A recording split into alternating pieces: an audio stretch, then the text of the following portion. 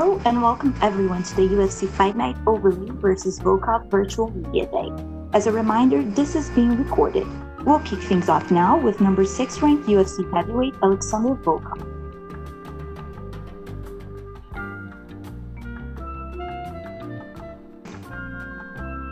We'll take our first set of questions from Jay Anderson with Gateside Press.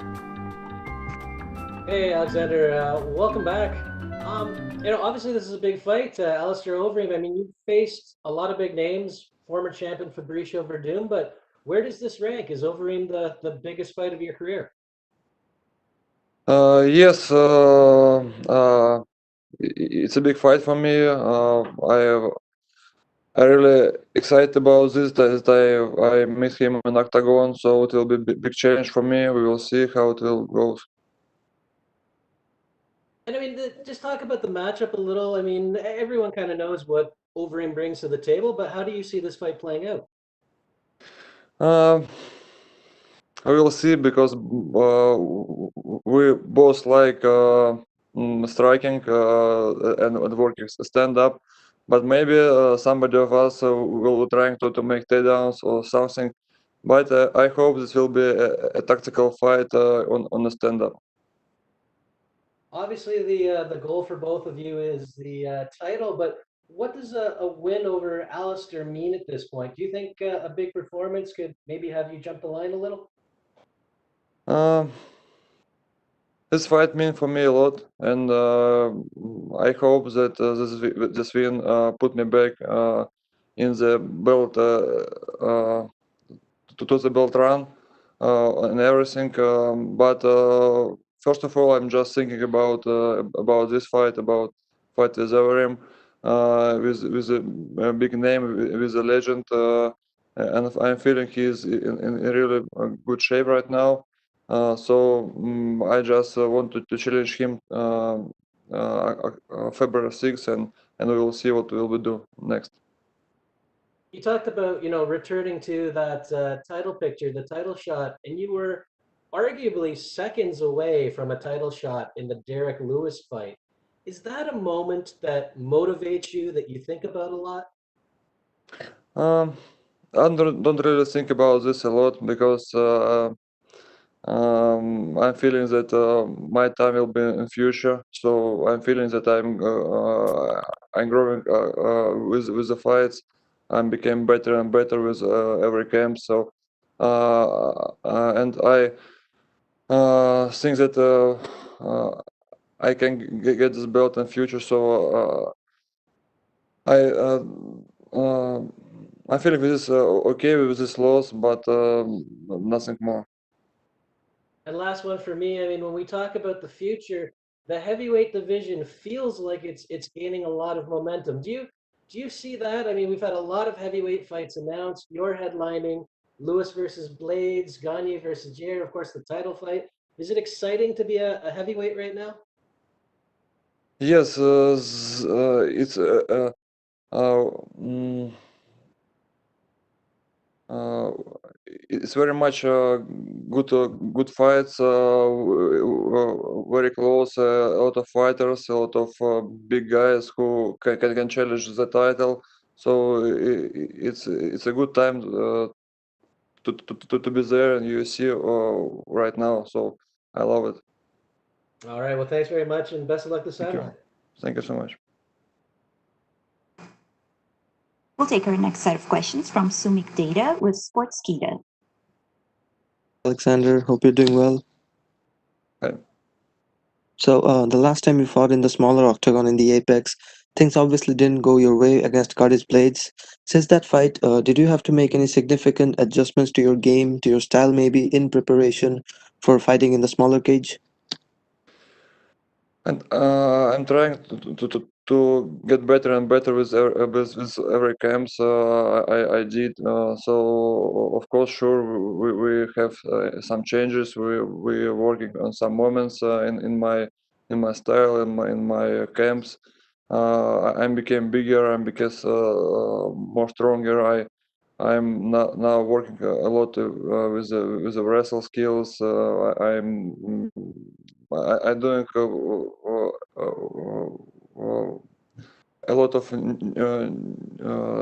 new things in my camp, so I'm feeling like I'm growing up with my camps and fights.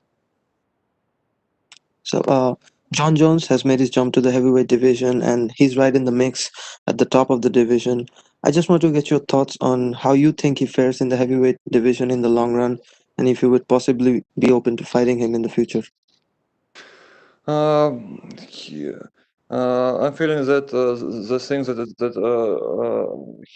he comes to heavyweight is a good because he's a legend fighter.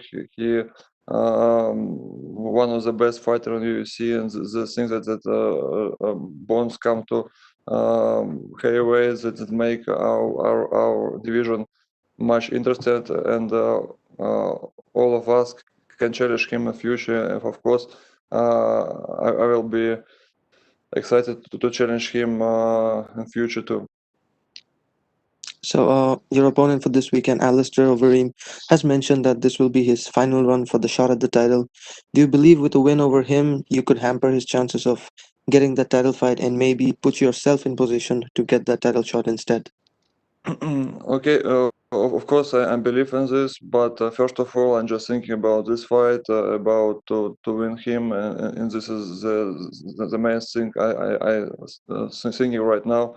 Of course, in future, in a way, after this win, I want to fight for the belt or to be close to the belt. But right now, I'm thinking just about this fight. So, last question that I had.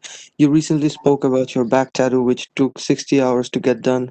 Could you possibly tell us why you decided to get a samurai helmet, what the tattoo signifies, and what it means to you? I can tell a lot about this, but I think it was some kind of uh, thing that I do, like a emotional thing. So I just I want to make it, and I did. So it's things that shows that how I want to show to introduce to introduce me in octagon. Well, thank you for your time, Alexander, and good luck for your fight this weekend. Thank you so much. We'll take our next questions from Nikita Gorshinin with Sport Express. Саша, добрый день. Добрый. Саша, Никита Горшенин, Ушатайка, Спортэкспресс. Такой вопрос. Заур Курбанов, автор книги о Хабибе, говорил, что Абдулманап Нурмагомедов предупреждал тебя вот об этом ударе Дерека Льюиса, о той ситуации. И когда вот произошел этот нокаут, ему вызвали скорую, то есть ему стало плохо. Ты можешь вспомнить, действительно ли был у тебя такой разговор с Абдулманапом в Москве, это было на UFC Moscow? И вообще можешь вспомнить вот последнее общение с ним? Последний раз мы с ним общались, когда я подрался как раз на UFC, именно в Москве, и дрался Харди. да, именно с Харди. Мы с ним общались в отеле. Вот, он был немножко огорчен из-за того, что какие-то ребята из его команды проиграли. Вот, но, в принципе, общение с ним было очень теплое. Он поздравил меня с победой.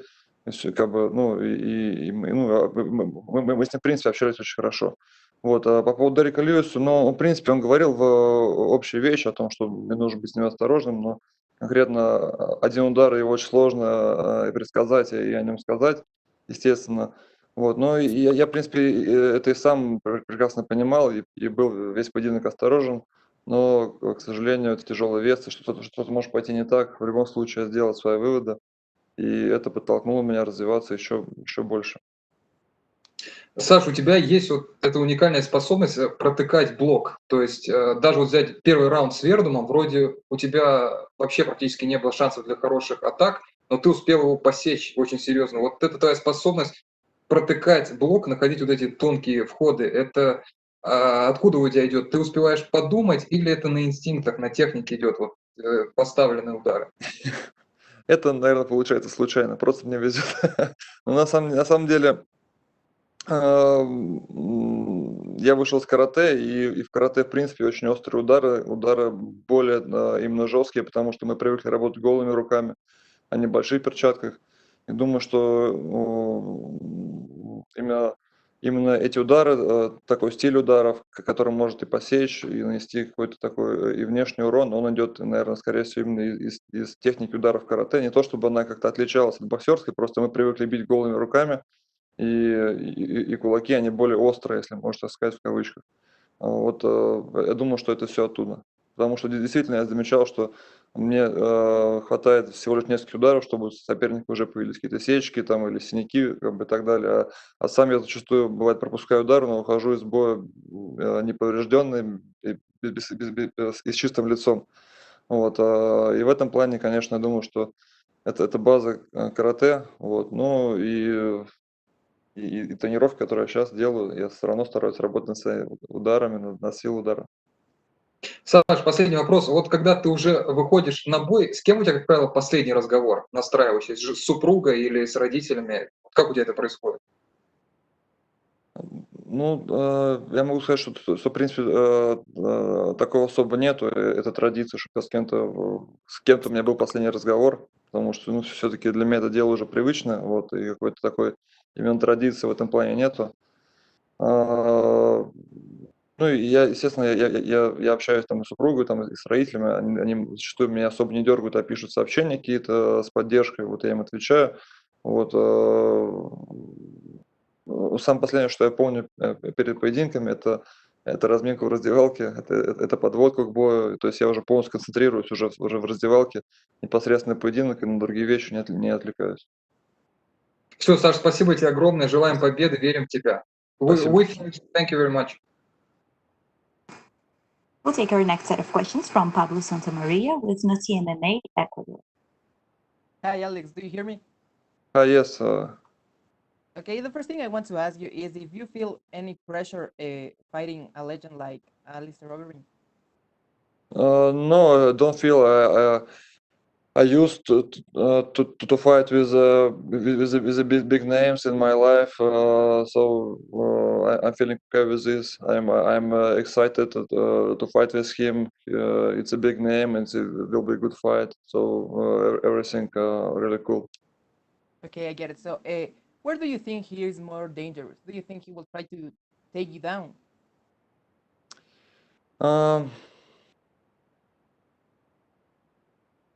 He's a good striker, and I feeling he can get a really big punch in the fight, but we will see because I'm feeling that I'm better in everything than he. So uh, I think I'm better in everything, and I don't feel any anything from him. Okay. So, And where do you think a victory over Alistair puts you in? Do you want to call someone out in the top 5 if you get the victory?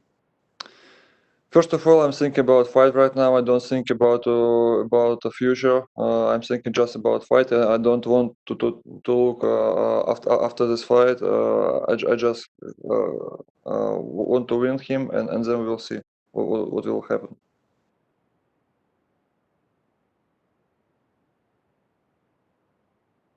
So, do you have a prediction for the fight? Of course, I think I will win. I will trying to knock him down, maybe in the middle of the fight, but we will see what happens. It doesn't matter how I will win. I will trying to win anyway. Okay, would you like to send a message to your Ecuadorian fans? Thank you to everybody who support me in this fight, and I'm really appreciative with this. I will try to win. I will try to show you a big show, big fight. Thank you. Hey, thank you very much, Alex, and good luck Thank on the you. fight. Thank you. We'll take our next set of questions from Alistair Bishop with MMA Republic. For you, sir. Hi. Good, good. The first question I wanted to ask you actually is about your nickname, and does it relate to the fictional character of Ivan Drago? Yes, a little bit. We I take it when I come to US first time. Just American guys here say that it's better to me to use some name what will be easy to American to understand me and remember me, and we will. And we saw that I'm looking like little bit like Van Drago in a movie, and take this. It just simple story. Fantastic. Alistair Overeem is often considered one of the greatest strikers in heavyweight history. I mean, he's got long accolades and belts and championships. Is he a kind of guy that you looked up to on the way up? Someone that you watched closely coming up in your career? Sorry, I don't understand the question. Saying, is Alistair Overeem a fighter that you watched closely when you were starting your career? You were coming up, you watched Alistair. Yes.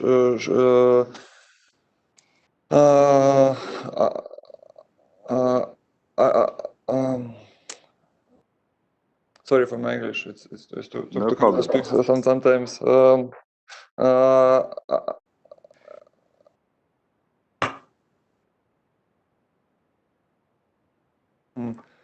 I am so he fights a lot before when I just I start fighting. I looking for him because I love his style, how he fights, how he did everything, and I can say that I was a fan of his fights, and now he is my opponent, and this really excites me. So, if you can say that you were a fan of him, is there? How do you deal with having respect for someone who you're a fan of, and now you have to face them? It's not a problem. He is my opponent in the fight. I put everything out with respect and everything. Of course, I respect him, but it's don't influence on the fight on me in this fight. So it's no problem with this. Fantastic. Last one from me. The heavyweight title picture. There's a lot of guys in the mix. Do you feel that a good stoppage, a KO win over Alistair Overeem puts your name right back in the mix for the title? We will see how it will be, because I don't want to look after his back. I just concentrate on the fight. We will see how I will win. It doesn't matter how, but of course, sure, if it will be good performance, it put me a little bit higher in the ranking. But I concentrate on the fight fully. And I will trying to just making a best show I can in this evening. Thank you very much. Best of luck, sir. Thank you so much. We'll take our next set of questions from Martina Saluch with InTheCage.pl. Hello, sir. This is Martina from In the Cage. Nice to see you here. Sir, I just have 3 questions for you. First of all, I would like to know which of your former opponents was your biggest challenge. I'm thinking about Curtis Blades and Derek Lewis, because those are the fights you have lost. So I wanted to know which of them was the biggest challenge in your career, or maybe it was somebody else. I don't know about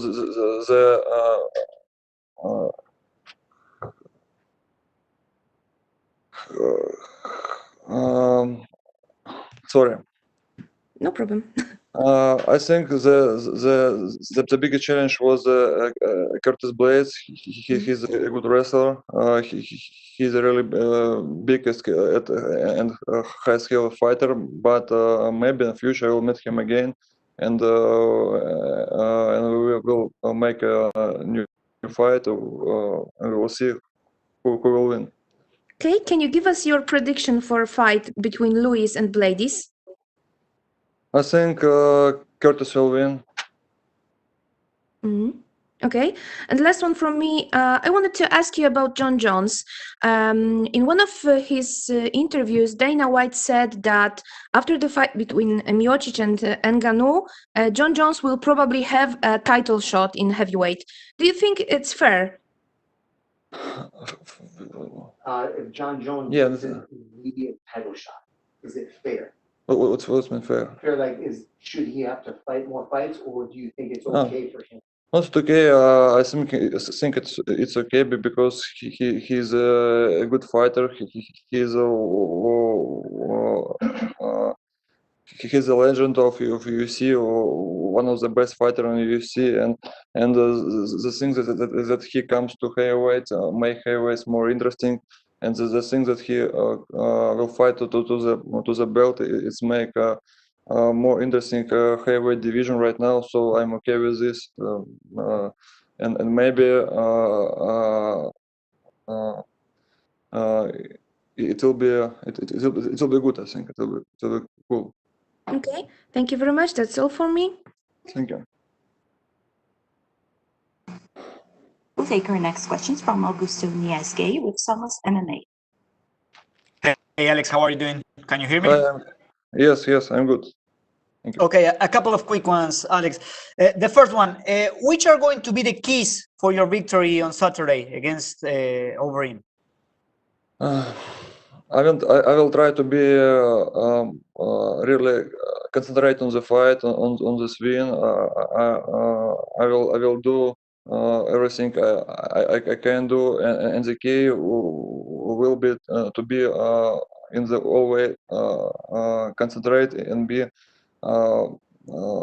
like yes. So I'm trying to don't make any mistakes in the fight. This will be a key. Okay, and Alexander, it's true that your son, that was your son's birthday today or in these days? Yes, his birthday was October 1st, in the first day, and yesterday, October 5, will be no, October. February. Yes, February 1st was birthday of my son, and February 5 will be birthday of my wife. So I missed 2 big days in my life on this fight week, but it's okay. I can concentrate on the fight, and I give them this win. Okay, so and do you have any other present for them besides the win, of course? For sure, but it will be at home. Okay, and my last one, Alexander. In more or less 2 months, Stipe Miocic and Francis Ngannou will have the rematch. Who do you think will win that fight?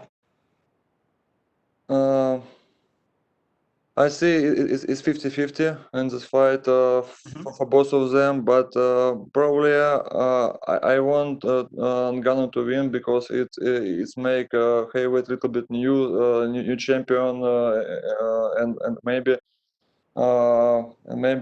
this make heavyweight a little bit fresh, because now champion fighting just one fight in a year or something with the same opponents, so it's not good for heavyweight, and I hope Ngannou can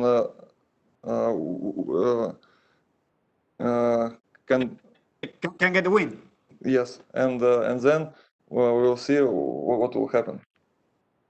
Okay, thank you very much, Alexander. Good luck on Saturday. Thank you so much. We'll take our last set of questions from Gabriel Gonzalez with Stateside Press.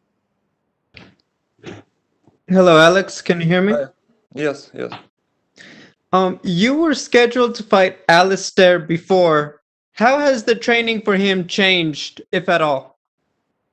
Uh, I changed a lot. I'm became bigger. I'm became more stronger. I changed my own tactical, but this was just change with the time because I have to I had to fight with him 2 years ago, and now with these 2 years I'm changed too. So I just changed a lot of things, and now I'm better than I was before. My final question, is it easier or harder for you to fight in Las Vegas compared to Abu Dhabi? Because I know you live in Russia, so the travel is longer to get to the United States. I hope it doesn't matter for me because I'm professional. I'm fighting in US and fighting in other cities, other countries. So it doesn't matter for me as a professional. So I'm trying to be in good shape anywhere in here in Abu Dhabi. So it's not a big deal for me to fighting in the US and Las Vegas. So I'm excited to travel and enjoy just doing my job. Thank you and good luck. Thank you so much. That's all the questions we have for you today, Alexander. Thank you. Thank you so much.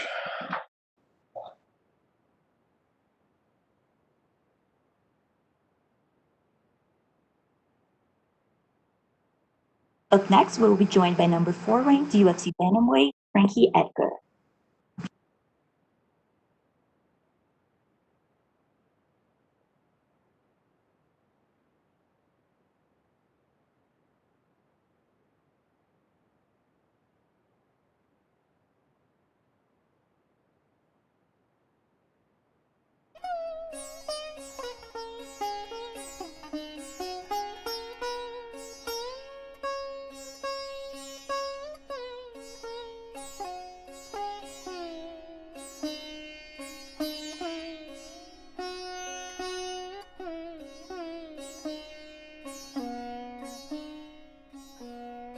We're now joined by number 4 ranked UFC bantamweight, Frankie Edgar, and we'll take our first set of questions from Gabriel Gonzalez with Gateside Press.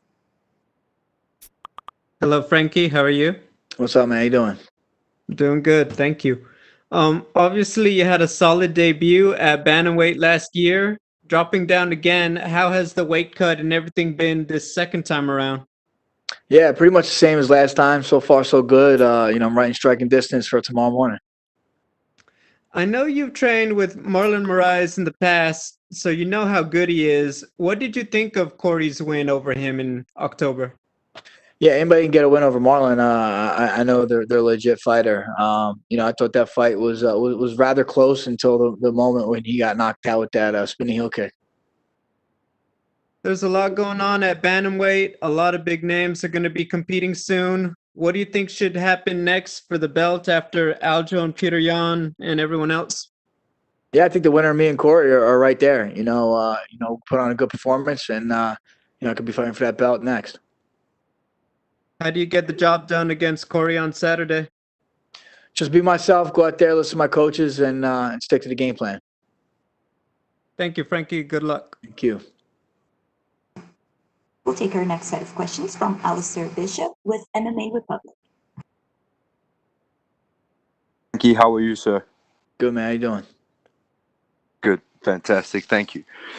Frankie, the first question I want to ask you, when it comes to weight classes, we've seen the trend mostly be guys going up in a weight division. You've made your way down a few now. What initially sparked the move to bantamweight? My coaches have been, getting on me to go down for many, many years, and having a couple of losses there at the end of 45, I thought, if I was going to do it, now would be the time. And would you say that that's almost reinvigorated your career, almost like a blank, fresh start? Yeah, for sure. New challenges. Guys that are more my size. Finally, first time in my career fighting guys that are my weight. Even though Cory's a lot taller than me, but he's not going to be that much heavier than me. And you mentioned Corey there. Did you ever imagine that you'd be 3 weight divisions down from where you started, going alongside a youngster on the rise, also with title aspirations, and you're almost within reach of a title shot? Yeah, I mean, I always set high goals for myself. So no matter what weight division I'm in, I've always been at the top, and a bantamweight's no different. And you mentioned he's a bit taller. Do you think stylistically this is a good matchup for you to remind people of the skills Frankie Edgar still possesses? Yeah, anytime you fight a guy that's ranked as high as Corey, that's coming up in the ranks, and you get a win over him, that's going to definitely show everybody that I still belong. And the last one from me, Frankie, bit of a double sword. I wanted to ask about the longevity in your career. What do you credit that to, and what advice would you have for youngsters on the way up? I think what I credit to that is the team I surround myself with, my passion for fighting, and how I take care of myself. I'm always in the gym, always trying to improve. And I guess just to what I give to guys coming up is make sure you love this sport. If you love this sport, it's like that adage, you don't work a day in your life. Fantastic. Thank you, sir. Best of luck. Thank you. We'll take our next set of questions from Damon Martin with MMA Fighting. Hey, Frankie. I know you just yesterday celebrated your 14th anniversary for your first UFC fight. I think I remember talking to you around that fight. What do you remember most about that night with Tyson Griffin and earning a Fight of the Night award in your first appearance in the UFC?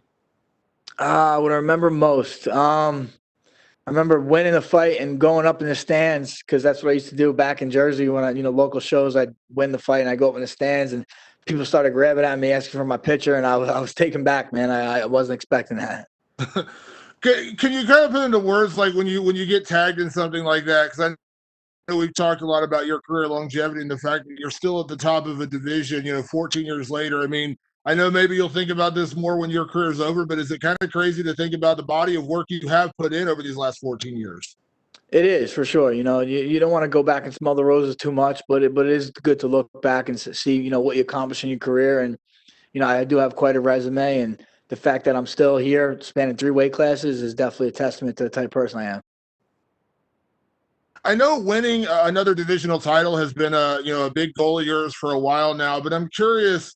A lot of people say, you are a future Hall of Famer. I think it's pretty much a foregone conclusion at this point. But does that matter to you? Do things like that matter to you in terms of when it's all said and done, the way you're remembered for your career? Like, do you want to be a Hall of Famer, or do you not want to campaign for something like that? I don't think you're supposed to campaign for it yourself. People should put you there because you deserve it. And yeah, I mean, when you're all said and done, you do have the accolades, and you're recognized for what you have accomplished is always nice. And it's something I will enjoy later on in life, but I'm not going to sit there and campaign for it. I think other people have to do that for me. When you look at your resume, I mean, obviously nothing against anybody else who's ever fought in the UFC, but do you feel like that's been a big mark of your careers? Because when you come in on day one, you're fighting a guy in Tyson Griffin who had a lot of hype in him, day one coming in and fighting a guy like that. And I don't know that have you ever faced an unranked opponent? I'm trying to think, like, throughout your entire career, it seems like you've always faced kind of like the top guys, which is kind of rare these days, isn't it? Yeah, that's what kept me on my toes. Everybody I fought has been great. It kind of gives you that little bit of fear of who you're fighting. It makes you sure you're preparing the right way, and you're constantly working on your skills. And last one for me, I know this isn't the fight you're ahead of you with Cory Sandhagen, but considering everything you've gone through and everything you've done, switching divisions, now you're here at bantamweight, what would it mean to you at this point in your career? 39 to become a UFC champion again. Like, what would that mean to you now? Thinking about your first one, when you beat BJ Penn, you held that title for the first time. What would it mean now to become a champion? Yeah, that would just be amazing. It would be the cherry on top of all of it. Everything would come full circle. It would show that all the work I put in through the years, came to fruition, and I was able to achieve my ultimate goal. But, first things first, I got to take care of Saturday. Thanks, Frankie.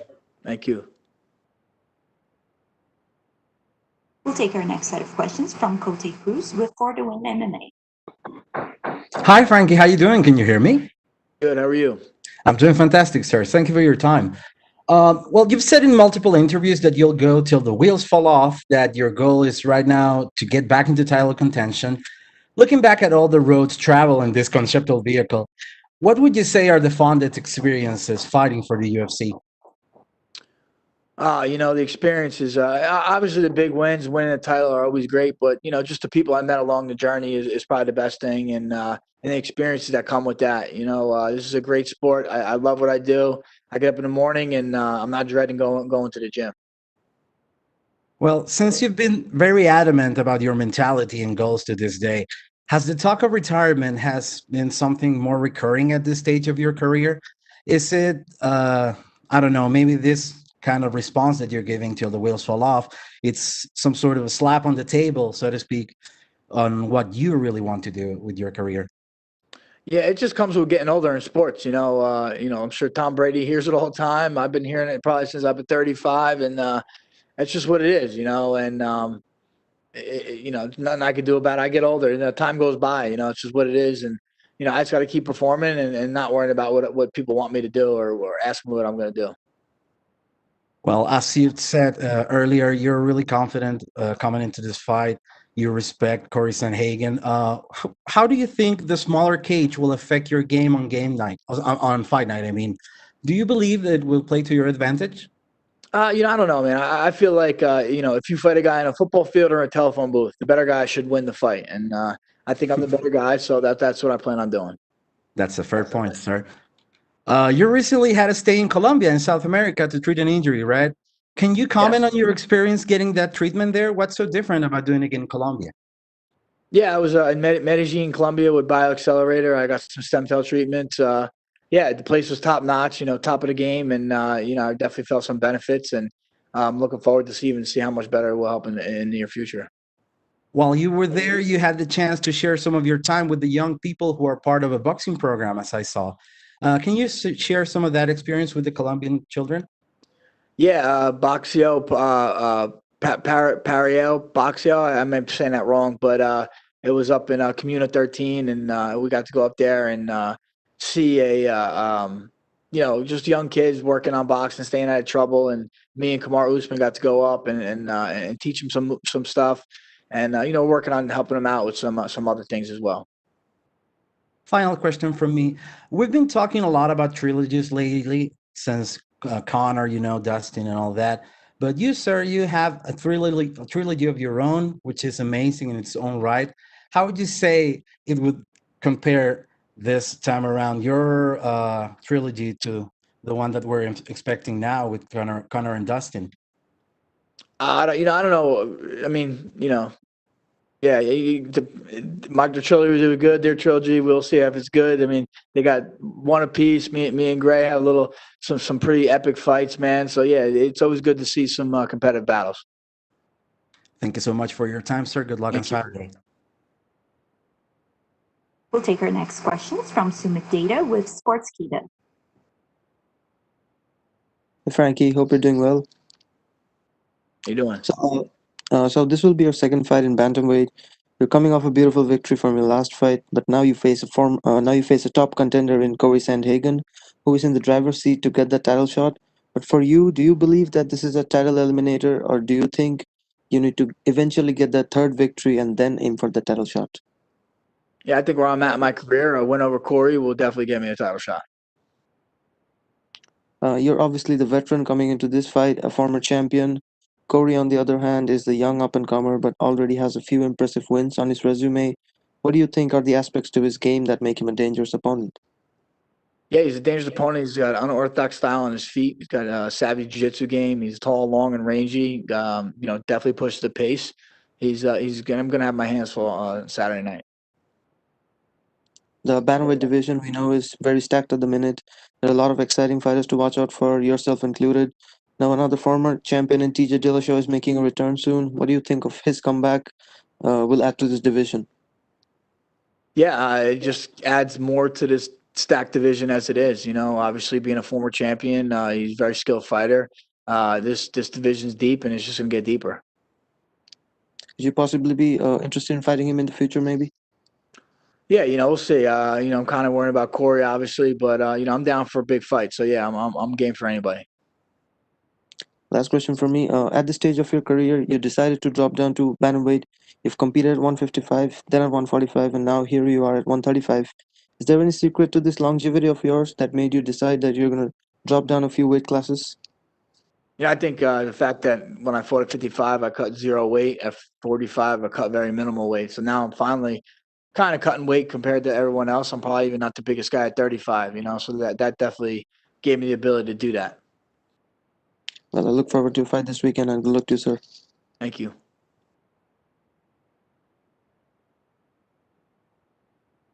We'll take our next question from Nikita Gorshanin with Sport Express. Frankie, big honor to ask you questions. Frankie, only 2 guys in UFC history have 5 fights winning streaks in 2 weight division. It's you and Demian Maia. It's crazy accomplishment. You won 5 fights in a row in lightweight and 5 fights in a row in featherweight. It's crazy. Frankie, my question is, in what period of time in your UFC career you were the happiest man? When you was in maximum flow and you were the happiest man? I mean, I've been happy the whole time, man. Obviously there's ups and downs in your career, but I've always kept a pretty positive attitude. Like I said, I enjoy what I do.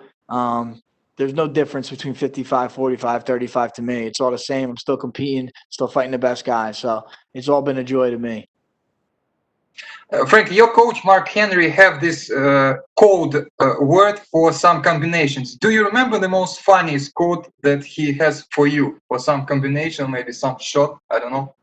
I mean, we switch it up so much, and I'm not ready to give up the secret sauce, so I'm not really going to share the codes too much. But yeah, we switched it up so much. We've done Korean, Japanese, Russian, Portuguese. I mean, we've done everything.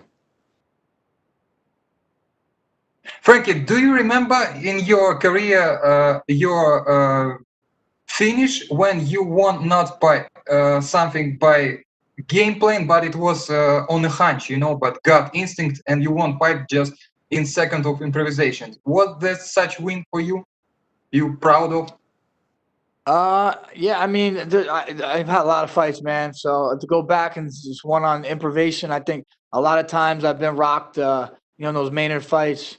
Sometimes even in the Ben Henderson fights, I was kind of rocked pretty good, and I just had to improvise and go on some guts and glory. But luckily, I have good coaches in my corner, and I always zero in on them and able to listen to their instructions.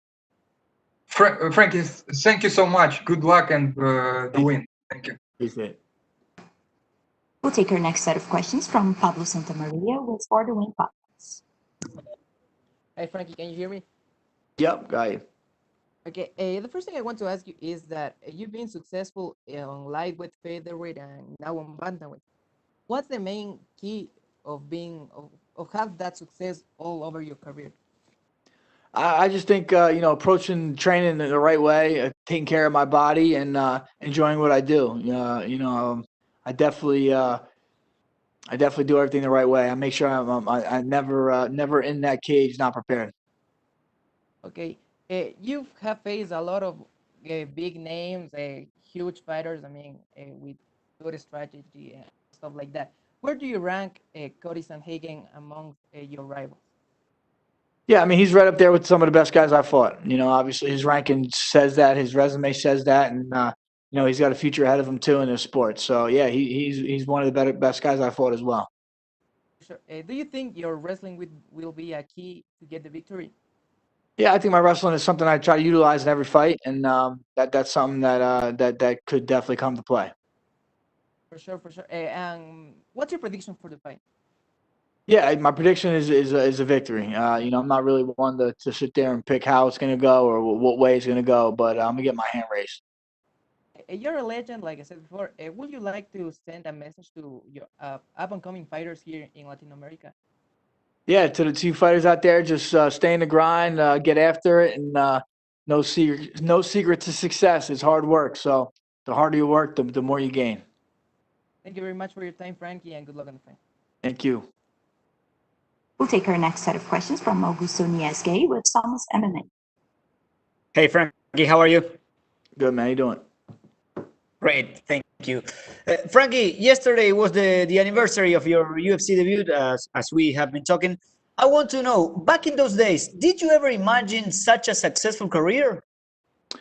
Yeah, I don't know, man. I was still working as a plumber in my first fight in UFC. I think into my third fight in UFC, I was still working full time as a plumber. So I really didn't know what to expect, but I always set high goals for myself. So I'm not overly surprised, but yeah, I don't know if I expected this.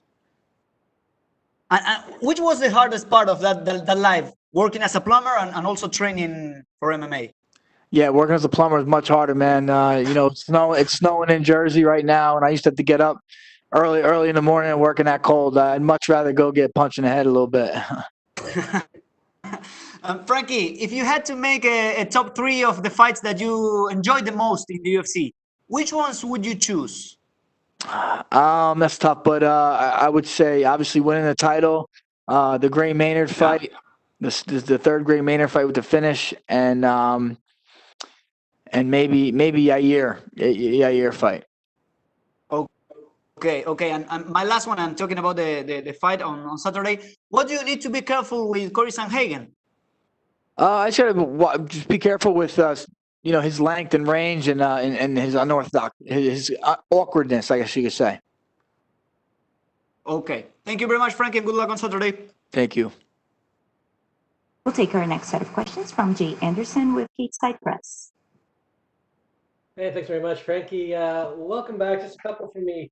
I wanted to start. I mean, ESPN did a feature on you recently where they called your success in the UFC improbable. And, you've been the underdog in a bunch of fights, but it doesn't seem improbable that you continue to win. Do you still feel like the underdog? Do you carry that mentality into your fights?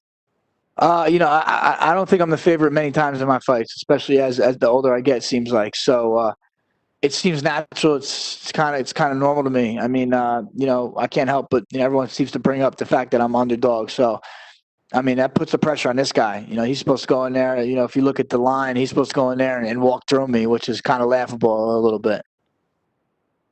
And you touched on it a little, and I know it's putting the cart before the horse, but at 39, if you do get that title shot and if you do get a second reign, have you thought about what that plan would be? Would you want to stick around and defend a couple of times, or would you think, hey, you know what, now's the time to ride off into the sunset?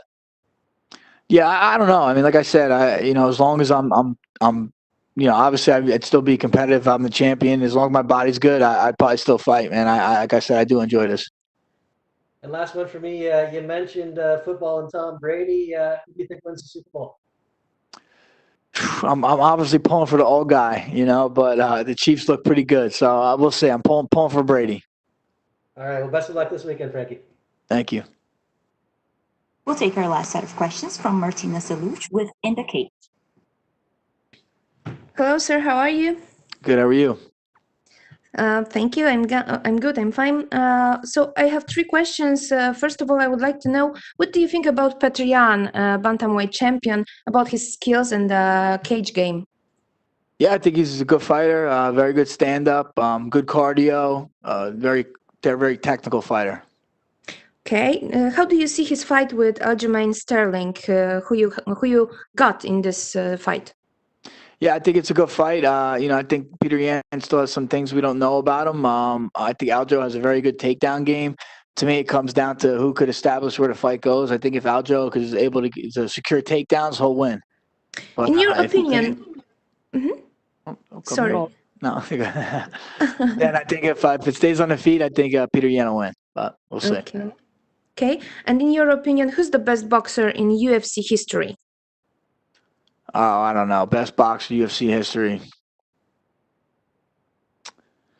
James Toney. No. I would say, that's a tough one. Max is looking really good. Dustin looks really good. Yeah, I'd say one of those guys maybe. Okay, thank you. Thank you. That's all we have for you today, Frankie. Thank you. All right. Thank you, guys.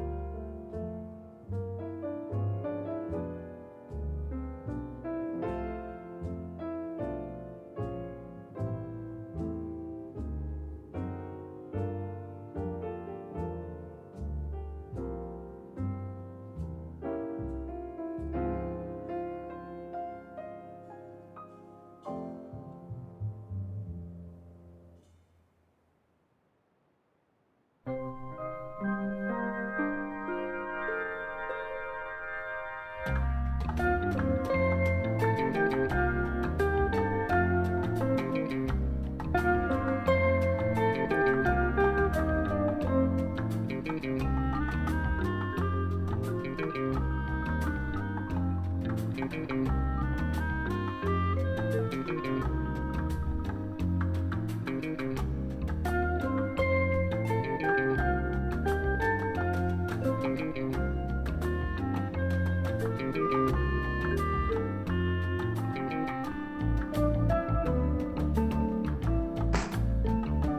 next, we'll be joined by UFC flyweight Manel Kape.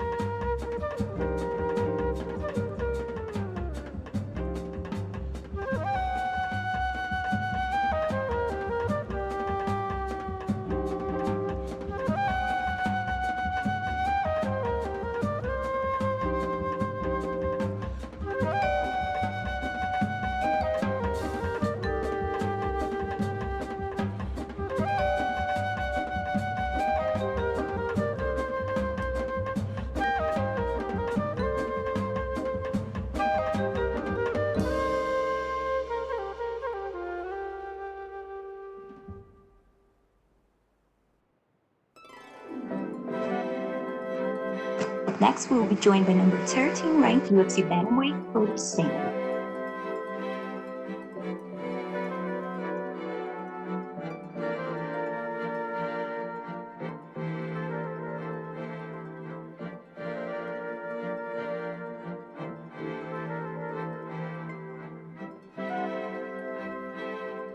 We're now joined by number 13 ranked UFC bantamweight Cody Stamann, and we'll take our first set of questions from Jay Anderson with Stateside Press.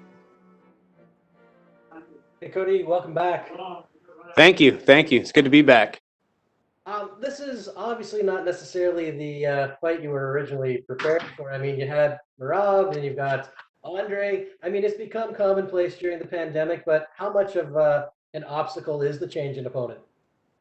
I don't really look at it as much of an obstacle. Honestly, preparing for Merab, I felt like I had trained hard enough to fight anyone. You know what I mean? Merab's a nasty dude, and you've got to be in really good shape to fight that guy. So, I mean, at this point, I literally told my manager, I'm like, it doesn't matter who it is, just send me the contract, and we'll get it done. Like, I'll fight anybody that will say yes. I don't care what weight it's at.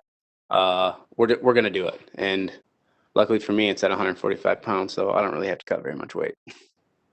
And I was going to touch on that. I mean, it's, for obvious reasons that featherweight's in play again here. But, I mean, you've had a few fights at 145 now. So are you thinking of maybe just running and playing this out? Or is the plan to go back to the bantamweight later in the year? Yeah, I definitely got to go back to bantamweight. I was really disciplined this time around. Like I said, rigorous training camp and preparation for Merab. My weight got really low, lowest it's been.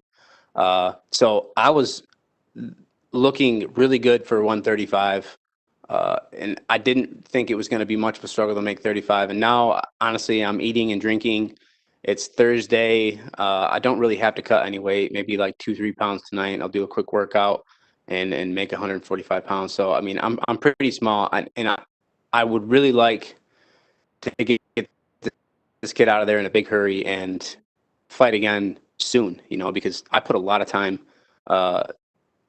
like before this fight. I mean, I was supposed to fight in December, you know what I mean? So we're talking about 2 months before that and now 2 months after. So it's like 4 months. And I feel like I have at least a couple fights in me, and I could definitely make 35 here in a few weeks. I know you said the change in opponents didn't change too much because, you trained hard enough for Merab, you could fight anyone. Does it kind of change your approach in training, though, knowing that anyone can fall out at any time? Do you train to focus inward more and kind of focus just on your own game? Yeah, I mean, if you talk to any of the OGs in the sport, they all talk about how, in the beginning of their career, they focused so much on who they were fighting and what they were going to do and trying to anticipating, what reactions to have for what moves. You're fighting a wrestler, you're going to wrestle a lot. You're fighting a striker, if you're a wrestler, you're going to look to take them down, in opportune moments. But I've kind of adopted that same thing. The only thing I changed necessarily with my opponent is I try to get people that have the same body types, and I'll pay guys to spar a certain way. So like when it was Merab, I had a bunch of short guys that could wrestle, and I'm like, take me down. I'll give you $50 every time you take me down a round, like some incentive to like, hey, kick my ass. And then when it was Andre Ewell, same thing. I found taller guys that could fight southpaw. And I just want the live look, really. I mean, and then all my training, it's all the same. You know what I mean? I just want to get the live look. That way I'm not going in the cage and something's happening where, I'm fighting a guy that's got an 80-inch reach, and I just haven't seen that before. And it's like surprising, and I got to take 5 minutes to figure it out because you don't have that time in the cage. Gotcha. And last one for me, just talk about the matchup a little. Obviously, Askar might not be the most well-known guy to some UFC fans, but he's definitely a gamer stepping up to fight you. Yeah, I mean, 11-1. I feel like the kid's got some skills. I mean, I've watched a few of his fights. Yeah, he's tough. And I like that. Yeah, he kind of has a similar style to me. I think he's more of like a boxer, kickboxer, wrestler. He wins most of the fights by taking guys down. I think he's a really good matchup for me to put on, a highlight type performance. It's unfortunate for him that, this is his UFC debut, but hey, after I kick his ass on Saturday, at least he's in the show. All right. Well, looking forward to it this Saturday. Thanks very much. Yep. We'll take our next set of questions from Cote Cruz with For the Win MMA. Oh, no, we'll actually go to Gabriel Gonzalez with Gate Cypress. Hey, Cody, can you hear me? I can, loud and clear. Just checking. I only got one quick one.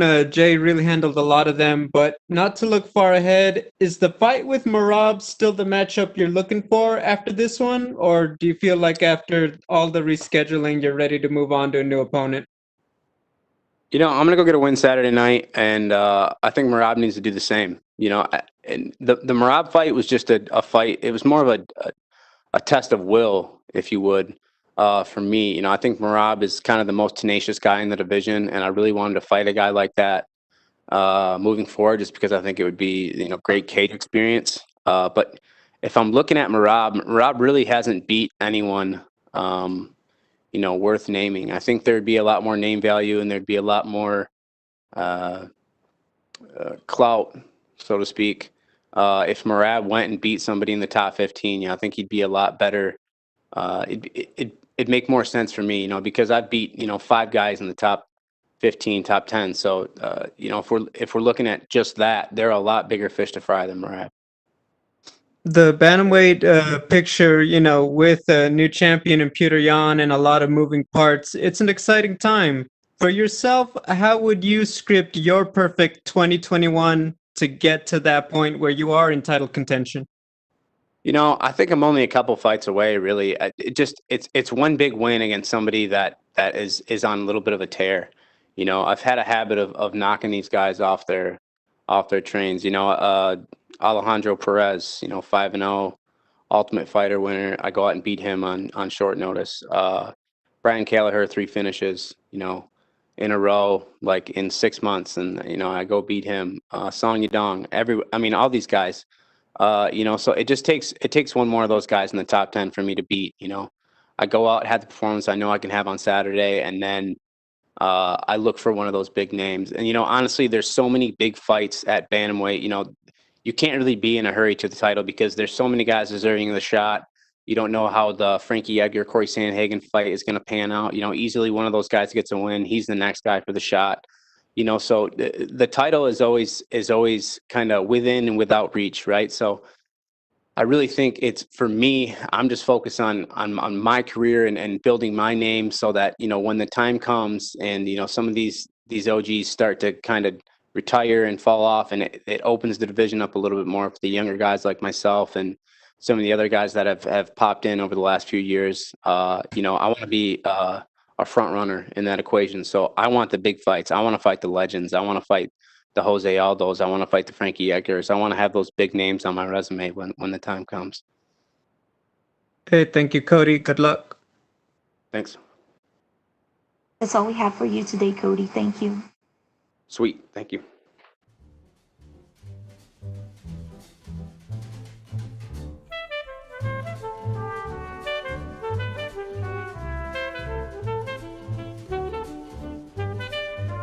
Next, we will be joined by UFC flyweight Manel Kape.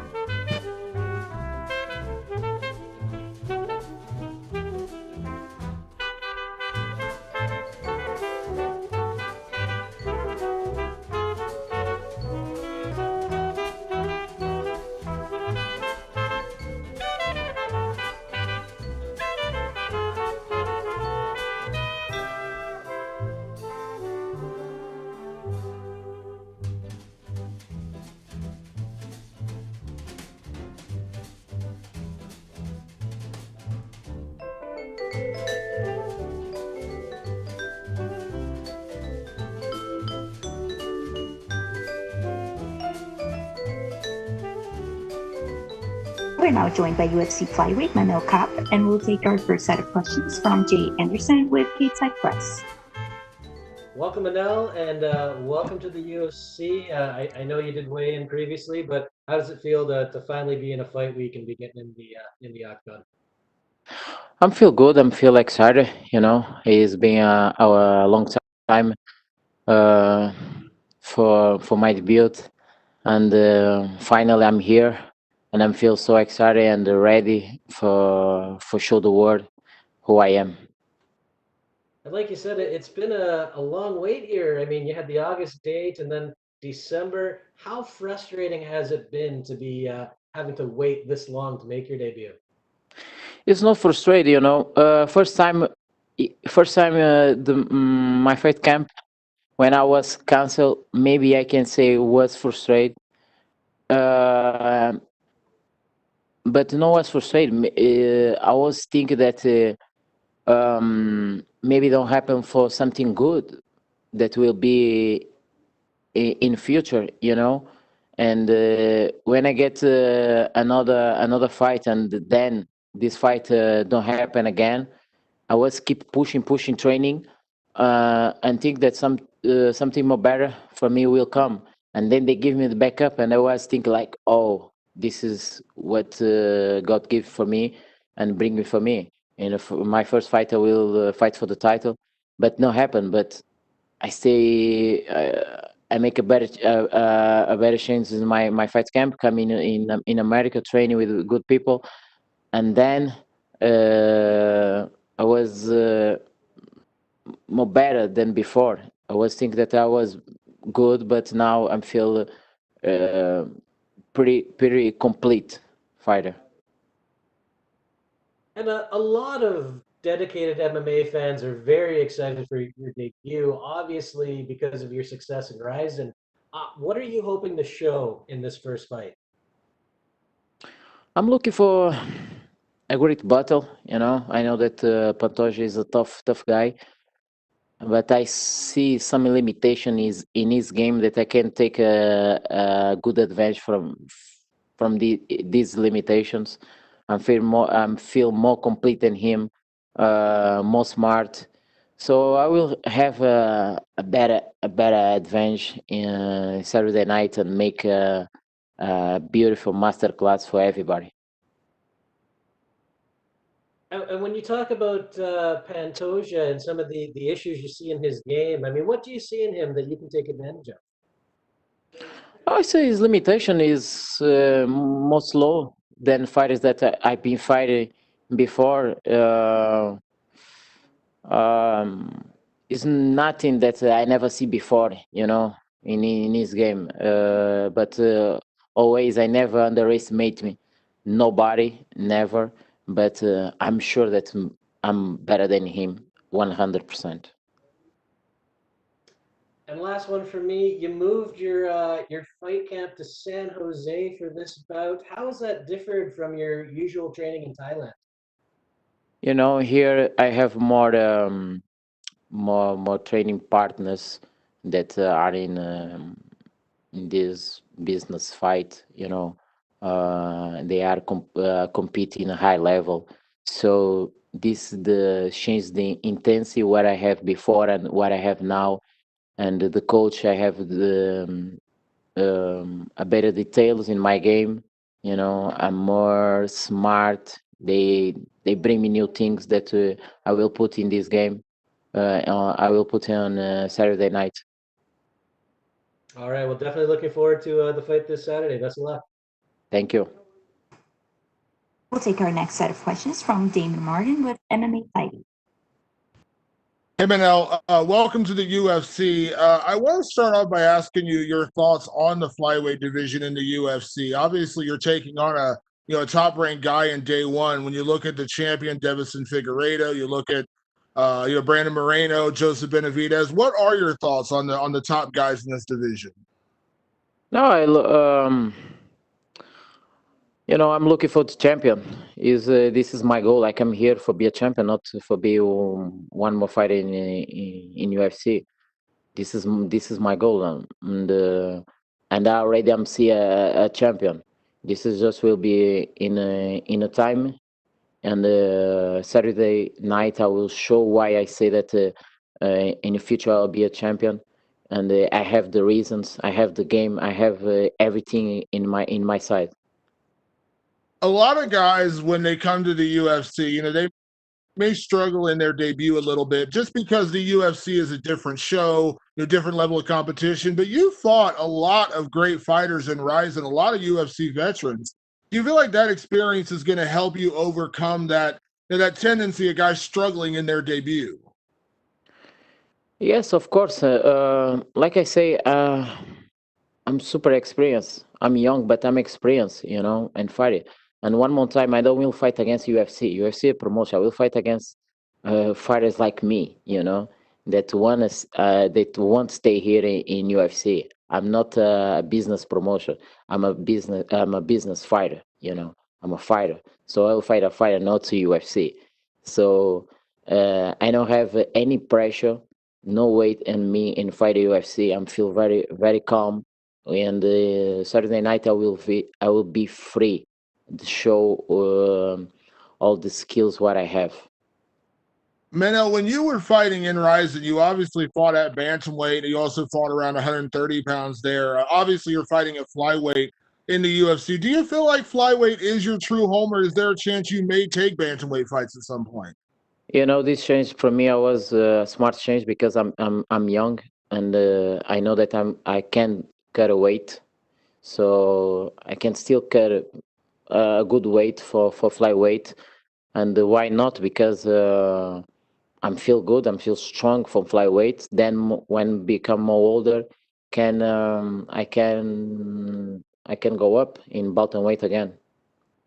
And last one for me, obviously Pantoja is a great first step, and I'm not looking past him, but how big do you want 2021 to be for you? I mean, do you hope to be, you know, a title contender by the end of the year? Would that be the ideal scenario for you? Of course, my thoughts for this year, my goal for this year is be a champion in this year, 2021. This is my goal to in the end of the year, the rise the belt of UFC. Thank you, Manel. You're welcome. We'll take our next set of questions from Augusto Niesgay with Somos MMA. Hey, Manel, how are you? Can you hear me? Yeah, I can hear. I'm good, thank you. Okay, Manel, my first question is, since you used to fight in bantamweight back in Rising, how is the weight cutting process going on? Better than before. Better than before, I can tell you. I'm more disciplined this time.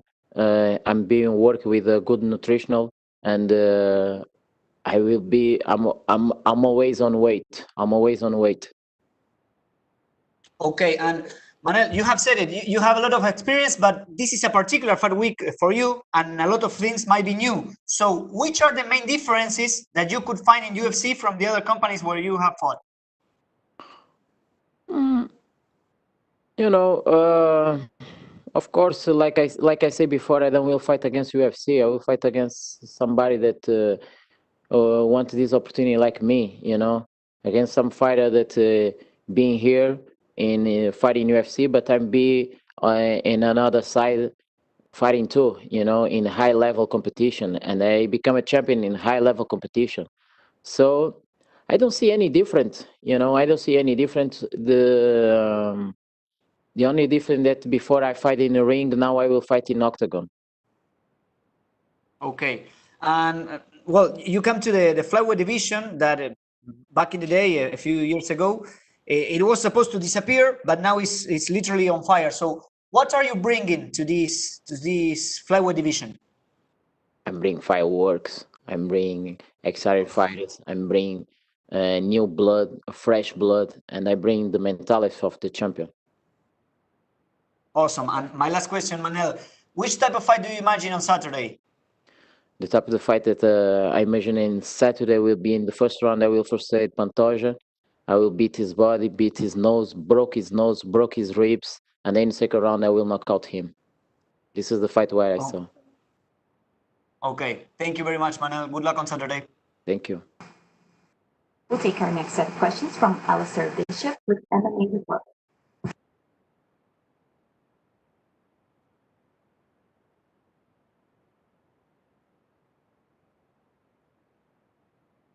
How are you, sir?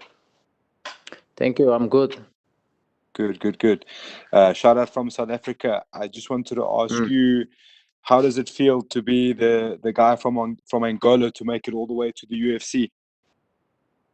It's good. It's good to be the first one here, and it's an amazing experience. Obviously, coming in, there's a lot of hype behind you. We've seen your skill set in Ryzen. Is there any pressure to perform on your debut? No, any pressure. No, any pressure. I'm feel good. I'm feel free to do my job. I'm feel free to do my job and enjoy this time. Fantastic. We've seen a massive rise in African talent and African-born talent. Does this give you extra motivation to now be in the UFC to showcase your skills and the skills of Africa? Of course. Now, many African fighters, they are good in good position in UFC, and I'll be one of them. What can you tell us about the MMA scene in Angola?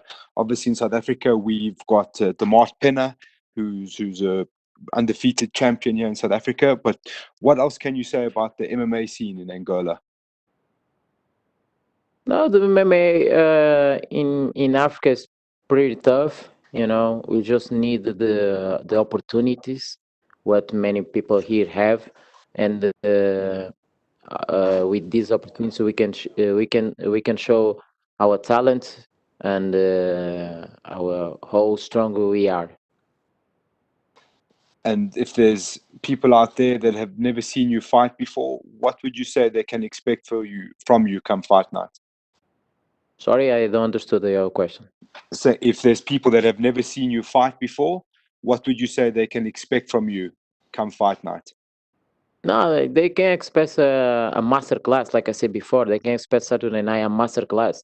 I will put a good show, and there will don't be a boring. There will be a boring fight. Believe me. Fantastic. And would you have a message to any of your supporters, especially those of us here in Africa? I just want to say thank you for everything. I saw the message, many messages that they sent me. And I love you guys. I love you, Africa, too. Thank you. Thank you, sir. Best of luck on Saturday. Thank you so much.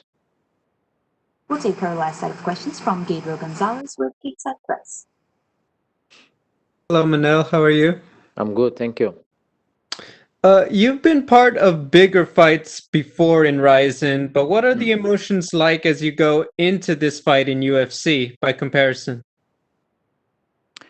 About the emotions, you know, I'm not an emotion fighter, you know. I've been fighting before. My last fight was more than 35,000 people inside the Saitama Super Arena, and you can see my fight. I was super tranquil, super calm, did my job, listened my trainers, and did a good job. No emotions. Is my job, so I will take care of this. Very, very cool. In December, when the fight with Pantoja was canceled, the UFC made you the backup for the championship fight. That is very rare for a fighter who has never fought in the company to possibly be in that position. What did it mean to you that they said, this could be your opportunity, we trust you to do this? This just means that I'm a different fighter. I'm not like that. The other fighters, of course, they mean that they believe in my skills, they believe in my potential, so they believe that I will be the future champion of this division.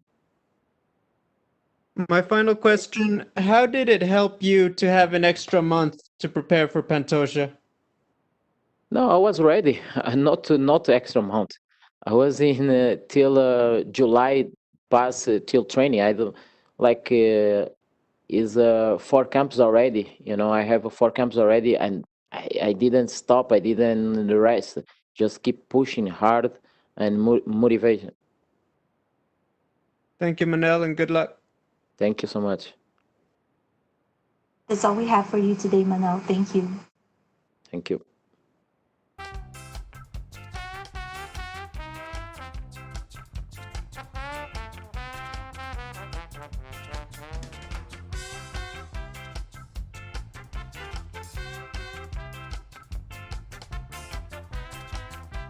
Up next, we'll be joined by number 13 ranked UFC lightweight Beneil Dariush.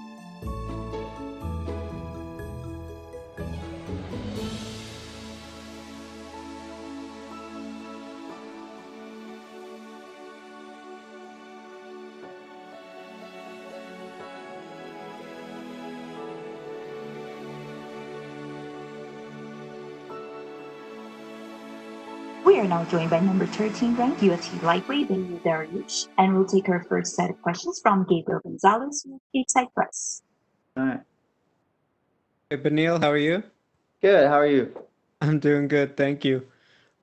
Obviously this one's a rematch. How do you feel both yourself and Diego have changed since the last fight? Well, obviously he's improved a lot. You can see it in his stand-up and his scrambles. He hasn't been as active as I have, but in every fight he's won. Since his loss to Dustin. So I'm pretty impressed with him. I'm excited about the rematch, and I'm really motivated to make sure we don't go 1-1. So that's where I'm at. I know the back end of 2020 was frustrating in terms of getting back to the cage, with the cancellation, Charles, and everything. So when you're in that position, how do you stay positive? Obviously you want to stay ready, but then emotionally, how do you keep yourself from feeling that frustration, showing up to get on the grind without a fight? Okay, so this is something I've actually been thinking about, because it's good to know your desires and what is your motivation, and you don't want things to cloud it. So, one day after my fight with Scott, they called me about Charles. They sent me a text, and I said yes. And I got back into camp, so I didn't really get a vacation or a break. And then he pulled out, but I thought maybe we're gonna go back in. So I just kept waiting, and it never happened. And then eventually I got Diego. So it was like a constant go. And a lot of people have asked what you just asked. What keeps you motivated? And I've thought about this too. And ultimately, I believe my talents are God-given. And if they're God-given, they need to be used for God's purpose. I don't have any plans to slow down just because of an opponent. Whether it's Charles, Diego, or whatever, the fight gets canceled, doesn't. I want to make my talents as sharp as possible and multiply them as much as I can, and then hand them back to the Lord, my Lord and Savior. So that's kind of my mindset. I've been given something.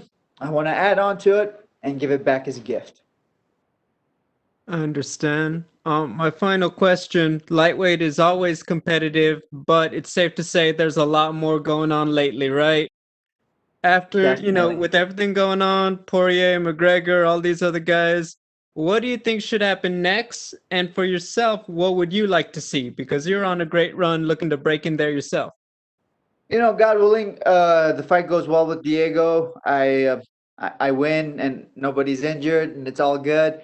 I would like someone top 5, obviously top 3, whatever. But I said this my last interview after the Scott fight. I said, man, I'm not begging anymore. I'm tired of it. I kept asking for names, and after a while, I started to feel like I was like begging.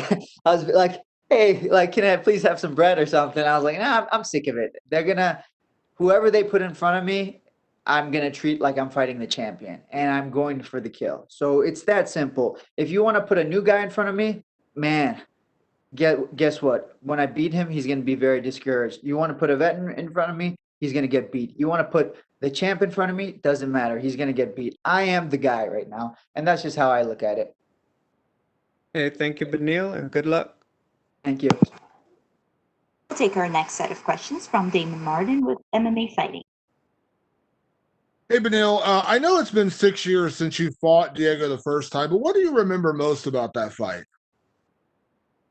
Things that I remember, he caught me in back of my head with a hook round 3 that had me a little bit hurt. So I do remember that. So I know he's got power. I'm aware of that. I remember the fact that I had him in so many bad positions, but he never really got tired. He could push, good cardio, and man, he's not an easy guy to finish. Normally, if I get somebody down for more than a round, I get a finish, and I wasn't even close to finishing him. So I'm looking to show that I've improved a lot more in this fight and get a finish.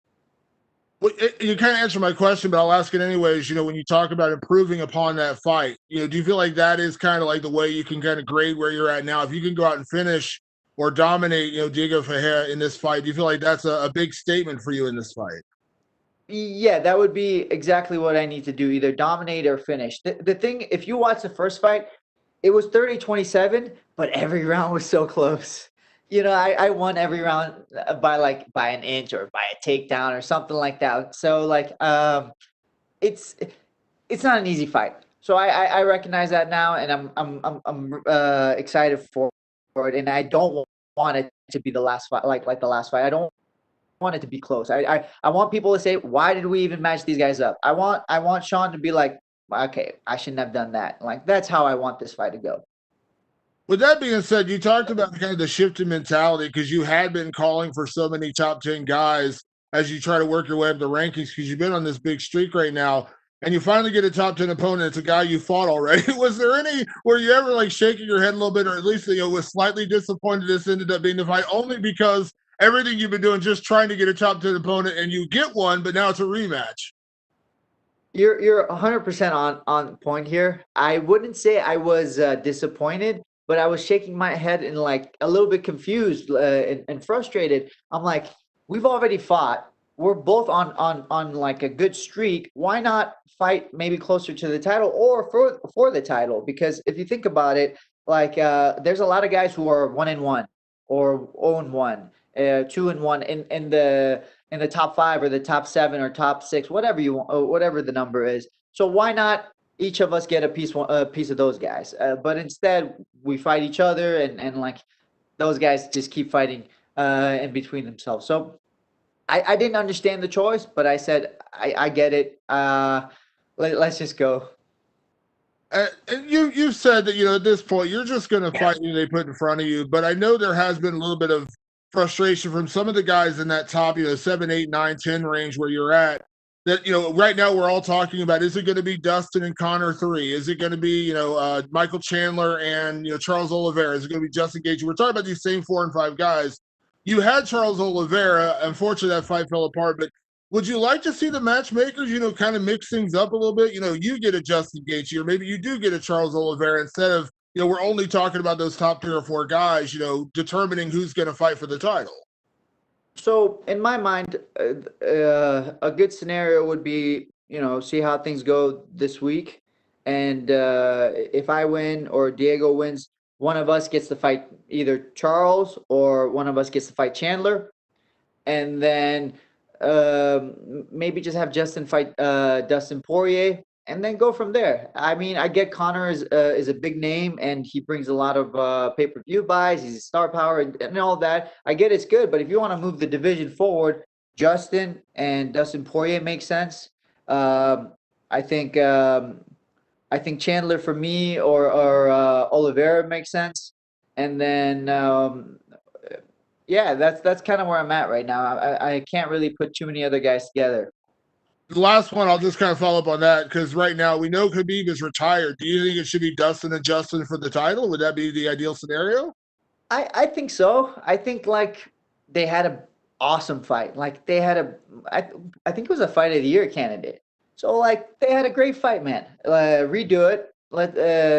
You know, they were both interim champions.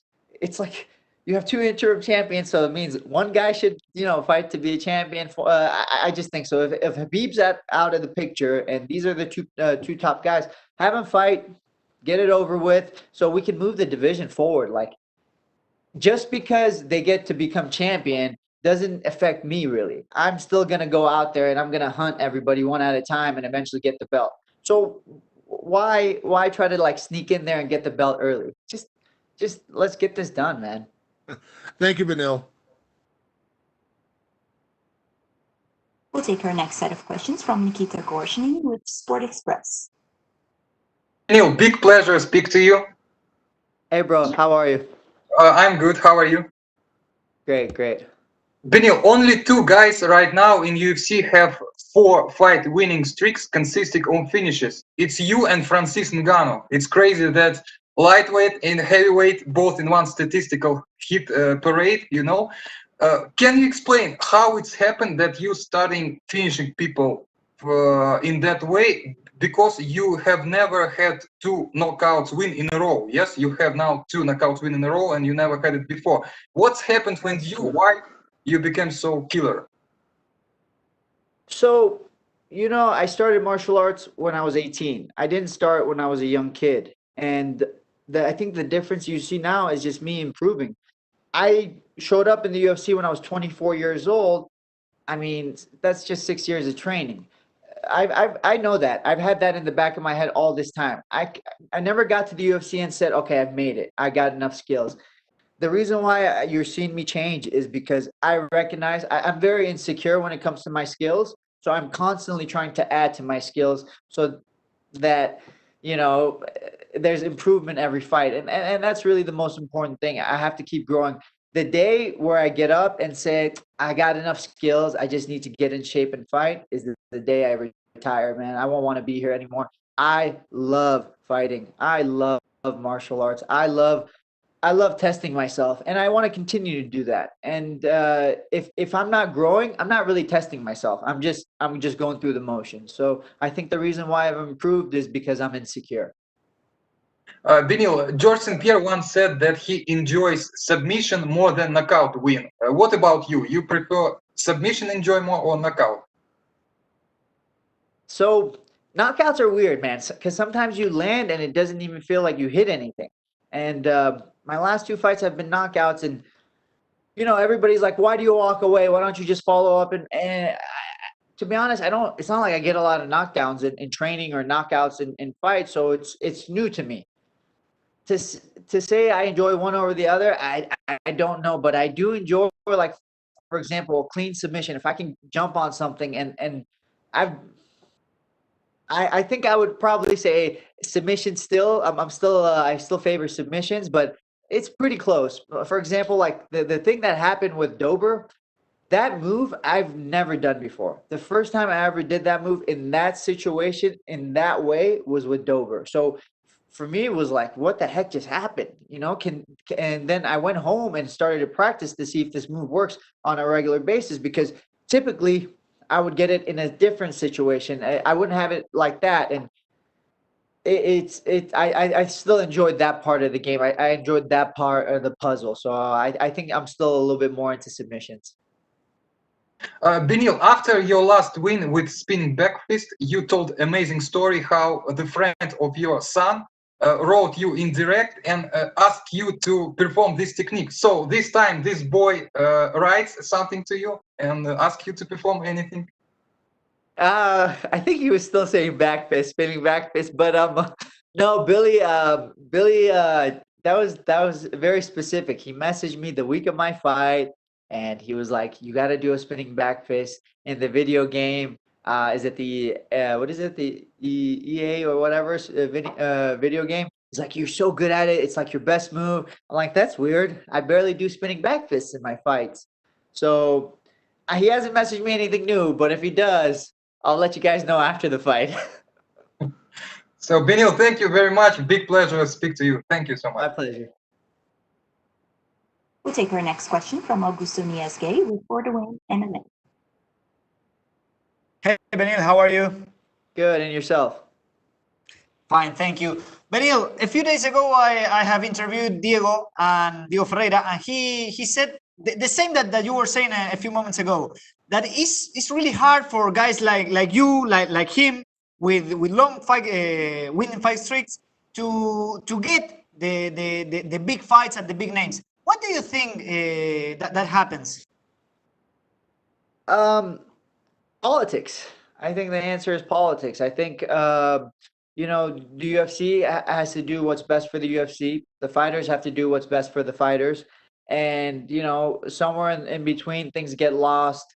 And we kind of forget the sports aspect of it, like to see who's the best fighter, who's the best contender. But in reality, we're just trying to low risk, high reward. That's what it is. Everybody's trying to look for low risk and high reward. And the guy who stood out for me to kind of emulate is Max Holloway. I think he had like a 10-fight win streak before he fought Jose Aldo for the belt. So, man, how am I going to sit here and complain when that guy had to fight 10 times in a row and have awesome performances every time? So I'm not going to sit here and complain. I'm just going to just gonna look to kind of maul everybody I see.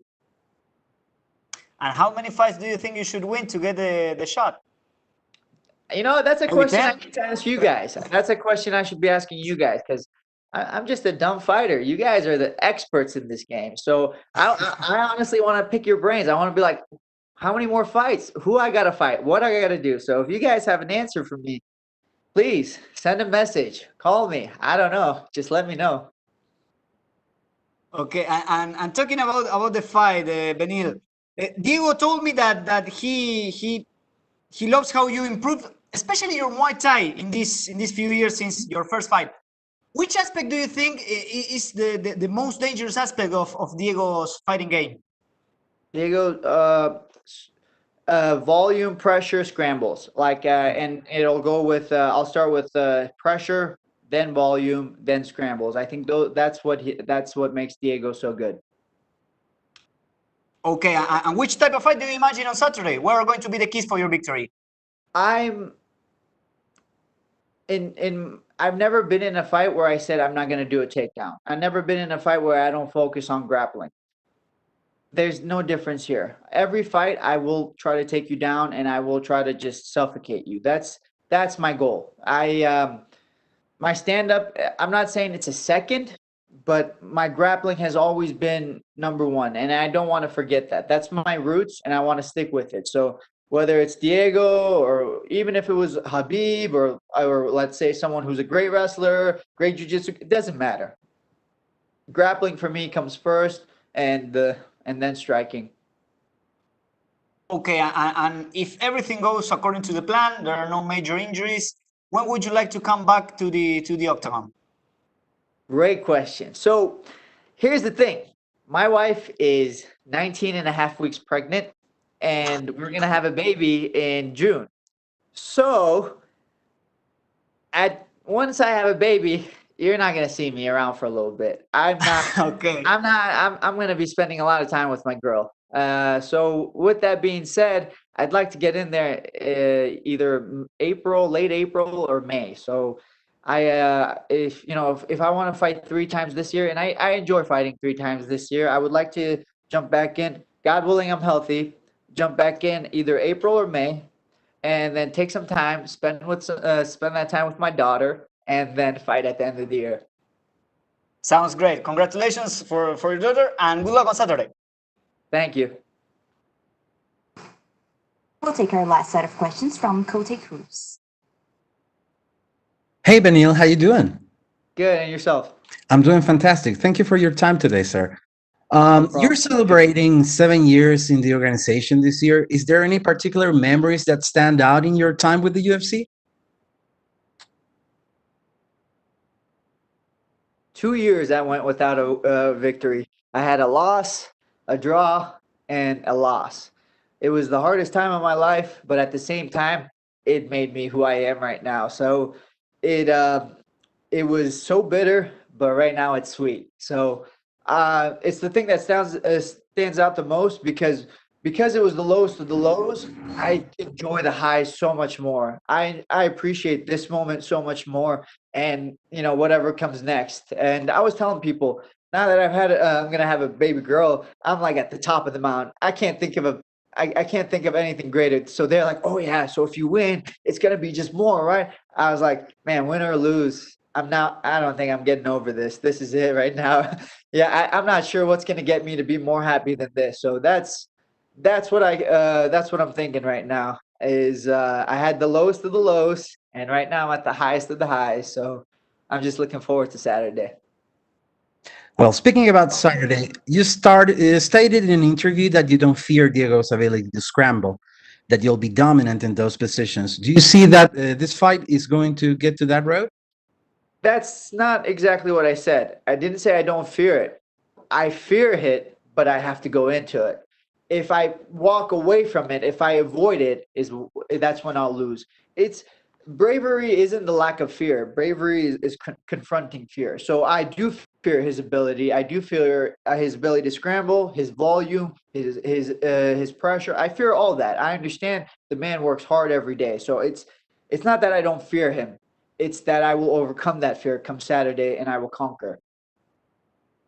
Well, this fight is a rematch. You had your chance to fight Diego a few years ago with a decision coming your way. Do you believe the Diego that you faced back in 2014 has evolved to meet you on Saturday night? Yeah, I think he's evolved 1000%. I think he has coaching and he has new staff as far as who takes care of him, and it looks like they're a very tight group, and you can see the improvements everywhere. And I'm grateful for that. I wouldn't want to fight the same Diego because if I fought the same Diego, I'd be fighting. It'd be basically uh, that fight from before, and I don't want that. I want someone new. I'm fighting a new person. This Diego today is not Diego of 2000. I think it was 2014. It's not. It's not him. It's just a different guy. You can tell mentally, physically, spiritually, he's a tougher guy. He's improved in all aspects. So I don't even sometimes I don't even think of this fight as a rematch, to be honest with you. Well, you've been on a tear the last 2 years, 5 wins, no losses, 4 finishes. You've been a staple for this division the last 7 years. For a lot of fighters, these results would reflect in an eventual title eliminator or higher profile fights. I know you've been asked this throughout the day, but why do you think this hasn't happened for you yet? Well, we have some of the most eccentric characters in the 155 division. We have some of the most popular guys in the 155 division. So you have to take all the things into consideration. Like I said earlier, it's about risk and it's about reward. And the UFC does what it can to make the highest rewards and take the lowest risks. And the same thing goes with the athletes. If you think about it in terms of pay-per-view, in terms of fans, in terms of all that, I am a high risk. I don't bring in the big numbers. Maybe one day, maybe not. It doesn't matter. But like I understand why the UFC does that. I don't hold it against them. Plus, once you beat everybody, there's no getting around it. But this is why I think it is, because the UFC is basically making smart decisions. They're making the smartest decisions they can for themselves, and as am I. So I think that's why you guys haven't seen me in a title eliminator or in a maybe main event yet. But eventually. Yeah, hopefully the time will come. Well, Beneil, it's been a pleasure to talk to you. Congratulations on the baby for you and your wife. Best of luck on your fight this Saturday.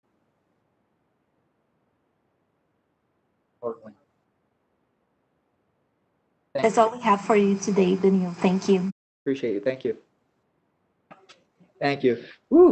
That.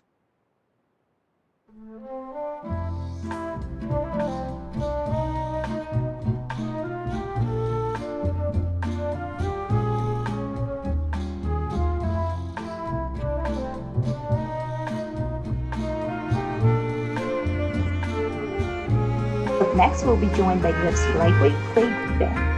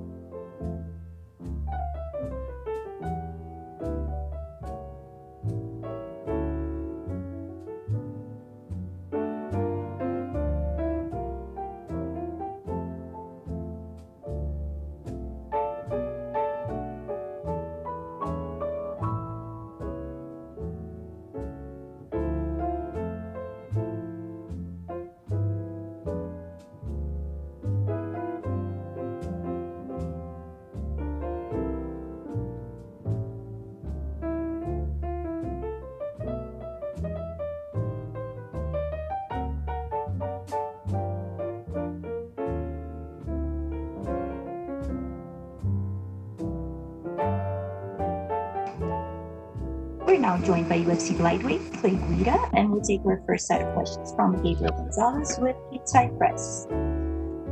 Hey Clay, how are you? I'm very well, thank you. How are you guys? I'm doing good, man. Thank you. Clay, I know you signed a new deal in November. I think a lot of people saw that and are just like, man, this guy really is going to just keep fighting forever. How many more fights did you sign on for? We got another 4-fight deal. Thank you so much to Uncle Dana White and the UFC and all the fans out there that still want us around or don't want us around, because we inked the deal and we're not going anywhere for a while. So I'm happy to give you guys at least 4 more good fights. You know, I know you get this a million times. So many fights. How does he keep going? Honestly, what's the recovery process? Like, what do you do that you didn't earlier in your career that allows you to still keep at this level, still stay in a top promotion like the UFC this many years in? That's a great question. I get it quite a bit. You know what I mean? How we get our longevity, our durability, our battle-tested, exterior. And you know what? We're mentally tough. We're wrestlers. We're built differently. We're geared differently. We're wired differently, man. From being in a wrestling room at a young age of, probably 6 years old when I started wrestling and competing, every weekend.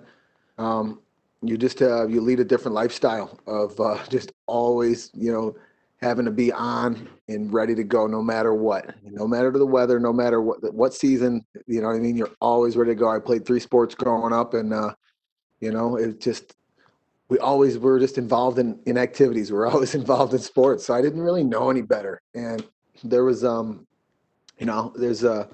recover a lot better now, so I can keep up with these young bucks. I call them at the gym at, Team Alpha Male, Uriah Faber's Ultimate Fitness. We got these young, these 20-year-olds, these up-and-comers, these guys in their 30s that have fought the who's who at the top echelon of all the weight classes, and we got a stable of them.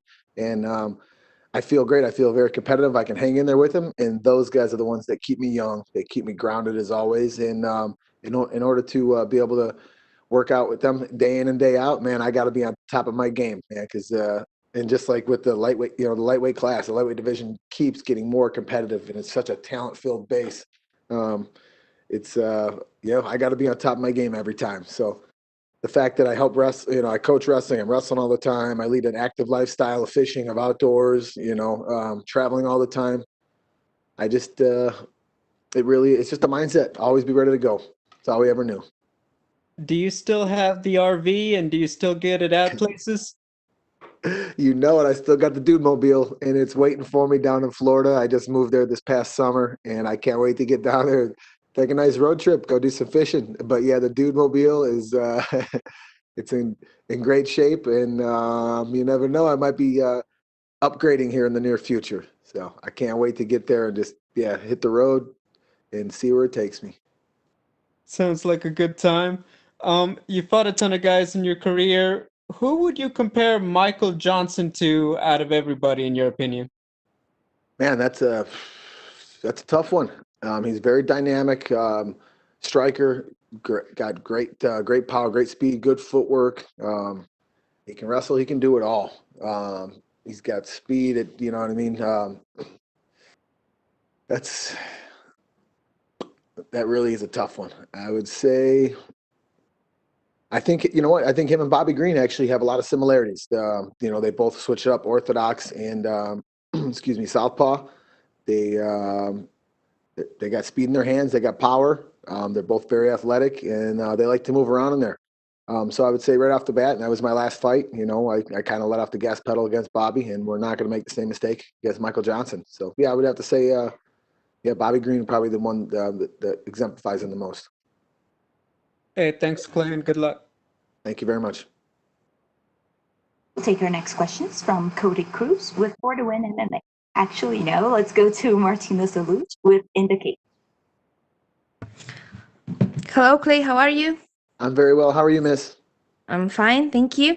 So I've got 3 questions, not regarding to your next opponent and the UFC gal, but I really need to use this opportunity to talk with you. And first of all, I would like to know who is, in your opinion, the biggest and the most wasted talent in MMA history?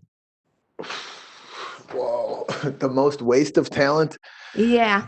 That's a tough question. I don't want to be put on the spot. I don't want to get beat up by anybody. Can I maybe come back to that one at the end? For sure. Okay. Next one. What can you tell to all those people who are saying, Clay, it's time to retire? What's your message for them? Man, my message is always the same. You know, we go out there and have a great time and put on a show for everybody. And a lot of people say, you know, I tell them be careful saying you can't teach an old dog new tricks because you might get bit. Okay, and you're fighting since 18 years, maybe? In Poland, when you are 18, you legally can buy alcohol, so it's like a very serious period of time. I'm wondering, I'm wondering, what changes do you see in MMA during this all 18 years? What changes? Oh, just the level of skill. You know what I mean? Everyone's talented at all of the martial arts disciplines. You know, before it was ever, you know, one person might have been a striker. You know, in Poland, most people are strikers out there. Then jiu-jitsu or wrestling. Then you saw like the Frank Shamrocks of the world. He was one of the first ones to be able to kind of put it all together. And now these kids are starting mixed martial arts at 5, 6, 7 years old. Back when I was playing soccer and baseball, and football and wrestling, these kids are doing MMA and jiu-jitsu and doing kickboxing classes, you know? So definitely, I got to say, just the evolution of, you know, the skill set and the talent that these young athletes have.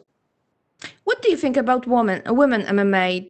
Is it something what you like to watch or maybe not? Honestly, it's super, super exciting. I think women are the most beautiful creatures on the planet. I'm really not for the punching each other in the face. That's only because I know how awesome they are. So it's definitely they're fun to watch, but man, I feel bad for them, and they're too pretty and too smart to be kicking each other's butt. So I'll leave it at that. But their skill level is definitely. I think they've gotten much better quicker than than maybe the male division has in the time that they've been in the UFC. What is this, like 6 years now or 7 years? There've been female fighters in UFC. Male fighters been doing this for UFC's been around since what's 93 or 95 or something like that. So yeah, the women's skill set is gone through the roof very quickly. Okay, thank you very much. I will be back with this question about wasted talents for sure. I thought about one. I hope I never meet him now. But one of my, and actually, I would say it was definitely a pride guy. And one of my favorite guys to watch. He's just like the big gentle giant, big Bob Sapp. You know, Okay. I mean, I never thought that guy could lose in a fight. Then you would see him, you know, go out there against these smaller guys and get submitted or tapped out. But definitely one of my favorite guys to watch, you know, first when he got in the mixed martial arts. But I thought he was, you know, able to probably do a lot more just with his size, his strength, his speed and athleticism. Okay, Sorry, I appreciate this answer. Thank you very much, sir. Have a good fight. Thank you. We'll take our last set of questions from Frank Bonata with Low Kick MMA. Hi, how you doing? I'm very well, Frank. How are you? I'm good, thank you. So I just want to ask you, what's your mentality right now as a fighter? Are you looking at maybe making a break back into the rankings, or are you just looking at these fan-friendly matchups at the moment? Oh yeah, that's always the case. You know, to always, you know, look at the pedigree of opponents we've had. We've only fought guys that are either, you know, right around the top 10, just outside of the top 10, veterans in the sport. We've never taken easy fights. You know, we fought anyone the UFC's always matched us up with. And I feel like we've always put on a good show, a good outing. You know, we haven't always gotten our hands raised, but for the most part, you know, they keep having us back and fans keep tuning in. So, yeah, I always want to crack the top, you know, the rankings. But to me, just going out there and, you know, competing in fine fashion and putting on my best performance every time, to me, that's what it's all about right now.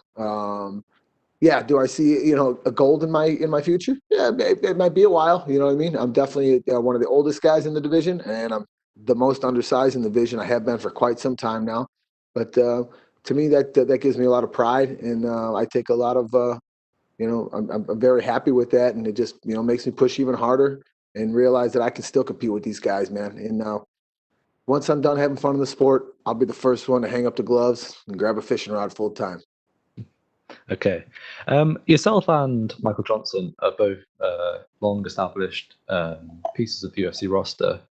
Are you surprised you never came across each other as opponents previously at all? Yeah, if you look at who we've competed against, we've always missed each other by maybe a fight or two. He's fought the who's who. He's been ranked up there probably as high as number 3 or 4. He's fought guys that were contenders. He's fought guys that have been in title fights, title pictures. You know what I mean? So, yeah, to me, it's just another one of these opponents, though, that, look at Jim Miller that I fought recently, Bobby Green. We've all fought, I feel like, the same opponents, just different times in our career. So it's bound to happen. And, man, come Saturday, but ESPN Plus is going to be they're going to get fight of the night. Okay, one last from me. Are there any other veteran names that you're looking at potentially? Oh, I'm 110% focused on this fight right now. Yeah, obviously, everyone knows, there's one that's been, out there for a long time. I'd love to get another rematch with, but I'm focused on what we got going Saturday. So I'll leave it at that. Okay, thank you, Clay. Good luck. Thank you. That's all we have for you today, Cody. Thank you. All good? Mm-hmm. You guys are the best.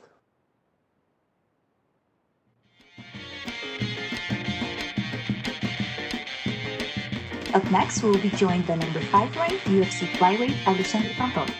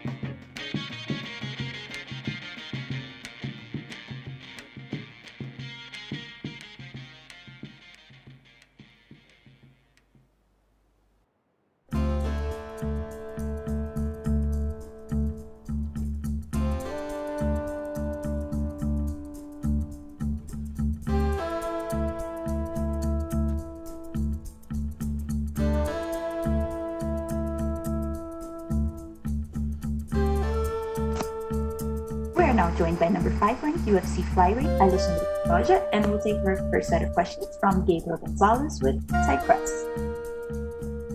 Hello, how are you? Good. So Alexander, this fight was obviously rescheduled from December. Can you tell us what kept you from the fight about 2 months ago? Yes, it's happening in November. I think COVID, and still out the gym like 3 weeks. And when I'm back to training, I'm feeling real bad. And Question UFC can remark the fight, and that's it. I have more time for recover, and now I'm feeling 100%. And let's go to show. We know COVID affects people differently, everybody. How long would you say you were feeling the symptoms and not feeling well? Yes, first I think it's overtrained, but after like 3 days, feel same, feel like a fever, and I make the test and see, and I still 2 weeks real bad. One day I'm feeling better, and then another day I'm feeling bad again, and I don't feel a taste and smell, and 2 weeks before the first symptoms, I still test positive, and more couple days I'm test negative and can come back to the gym. But my first train, I'm feel like I'm feeling real bad. Don't can finish my train, and I need like 2 weeks to complete my recovery, like 6 weeks bad weeks. I guess, how did it help you to have the extra time to prepare with the strategy? Because obviously you now get more time to study him and prepare for the fight. Yes, I don't watch a lot to my opponent. I'm focusing my game, you know. I know he's a striker, he's young, have a lot of power in your hands. But that's it, you know. I don't need to see all the fights. I just focus in my game. I have a good game. I can strike with everyone in my division. I can make the grappler. I never finish. I never suffer a finish, and you know I'm focusing my game. Thank you, Alexander, and good luck. Thank you. Thank you so much. We'll now take some questions from Gavin Porter with UFC.com. Hey man, so I just wanted to ask you, you're always in very exciting fights. Seems like all your fights are fight at night or really fast paced. What about your style brings that type of fight out of other fights? I just put everything in the cage, you know. I'm start to fight when I have like 16 years. And those 14 years I'm fighting. My first pro fighter MMA, I have 17. You know, it's a long time, long journey. A lot of people don't know, but I have like 20 wins in Muay Thai. I never lost in Muay Thai fights. You know, I'm lived to fight. You know, all my life, and I like to make a great show, prove myself every fight, and that's it. You know. And so then I wanted to ask you, you fought the champion, you fought Davidson before. What do you think of the Moreno and Davidson fight? Definitely, I look to this fight. I'm watching the fight Moreno in Daiko and Davidson, and you know, Davidson have so much power in your hands and a lot of skills. I like Brando is a good guy, but definitely it's not same level to Daiko. I think Davidson make his mistakes to put this fight too close, like 2 weeks before he fight again, and he's a heavy flyweight, you know. He need to cut a lot of weight, and I think next fight, Moreno and Daiko, Davidson is not gonna make chance for Breno think it's draw or he won.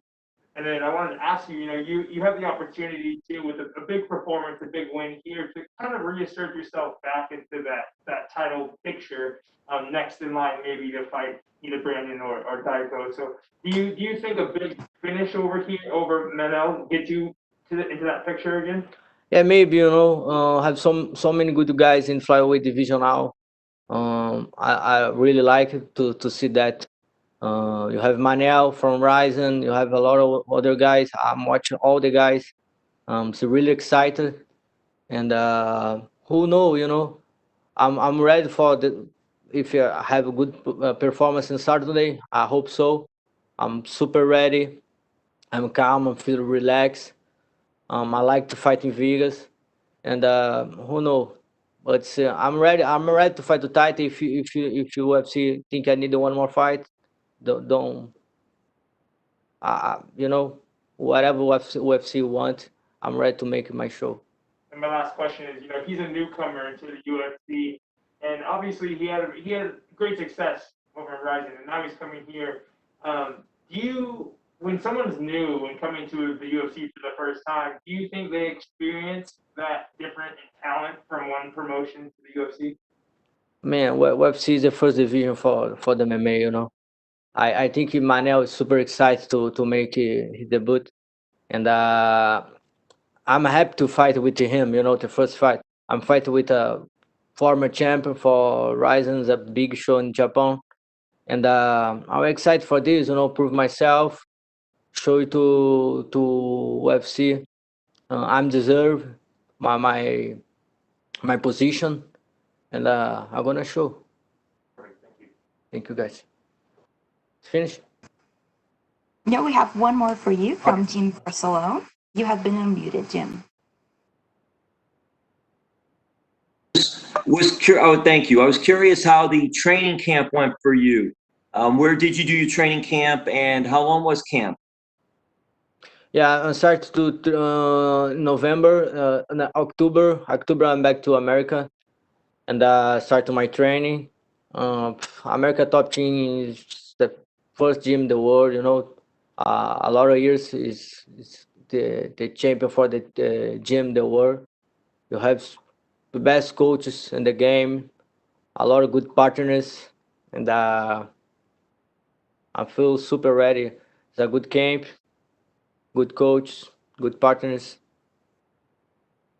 And who did you bring with you, or who are you bringing with you of your training team for this fight? Did they limit you guys, or no? You could bring, you could bring 3, 4, 5, or as many as you want for your team. I know with COVID, there's a lot of safety restrictions. Just how were there any limits for that, and who is coming with you? Every time you're gonna see in my corner, my coach Parrumpa is my head coach, Parrupinha. He's like the best coach in the game, and my coach, strike coach Macarrão. Definitely, I'm super comfortable with these guys, and that's it. And then lastly for me, because you mentioned American Top Team, and there are just so many great fighters and great coaches there and in South Florida. What's it been like coming to South Florida, being from Brazil, and there are many Brazilians training there as well, and South Florida is a international area as well. I know you're busy with fighting and training, but how is that climate and transition of being in South Florida? Man, first time I'm walking Florida, I'm feeling like a Rio de Janeiro. You know, it's the same weather. I'm love living close to the ocean. It's my new house now. You know, you have and you say you have a lot of Brazilians in the gym, but you have a lot of Russians, you have Japanese guys, you have guys from all the world. It's a nice small world you have in the gym. You know, a lot of cultures. You have guys pray all the time. You know, and that's it. You know, I love living in Florida. I want to bring my family to live in there, put my kids in the schools, grow in the America. This is my legacy, you know. Well, we would enjoy having you down here for that too, and thank you so much. All the best on the fight.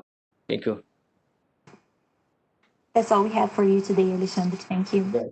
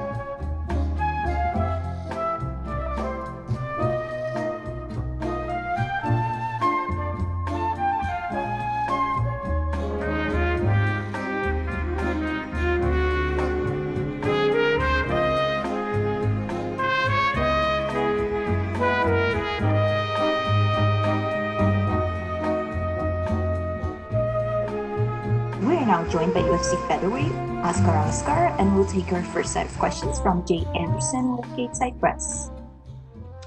Thanks very much. And Askar, welcome to the UFC. What's up? How you doing? Not bad. Congratulations on joining the big show here. My man, thank you. No problem. Obviously, a big opportunity in fighting Cody Stamann in your first UFC fight. Were you kind of expecting to get an opportunity to fight this year, maybe on short notice, or was this more of a surprise?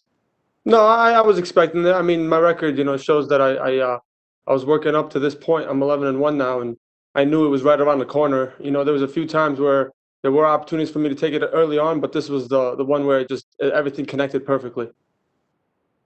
And give us your thoughts on the matchup with Cody Stamann, because that's a fairly sizable name to get for your debut. Yeah, hell yeah, it is. He's a tough guy. He's number 9 in the world at bantamweight. He's fought tough dudes. He's fought the title challenger Aljamain Sterling. He's fought Jimmy Rivera. 2 tough dudes. He has a few other wins in the UFC. You know what I mean? But I don't know. He's a tough wrestler, tough grinder. He's from the Midwest also, so I don't expect nothing but a tough battle with him. And obviously, like you mentioned, he's ranked number 9 at bantamweight, but for obvious reasons, this is at featherweight. Do you expect the weight difference to impact you much? Do you feel any stronger without the weight cut?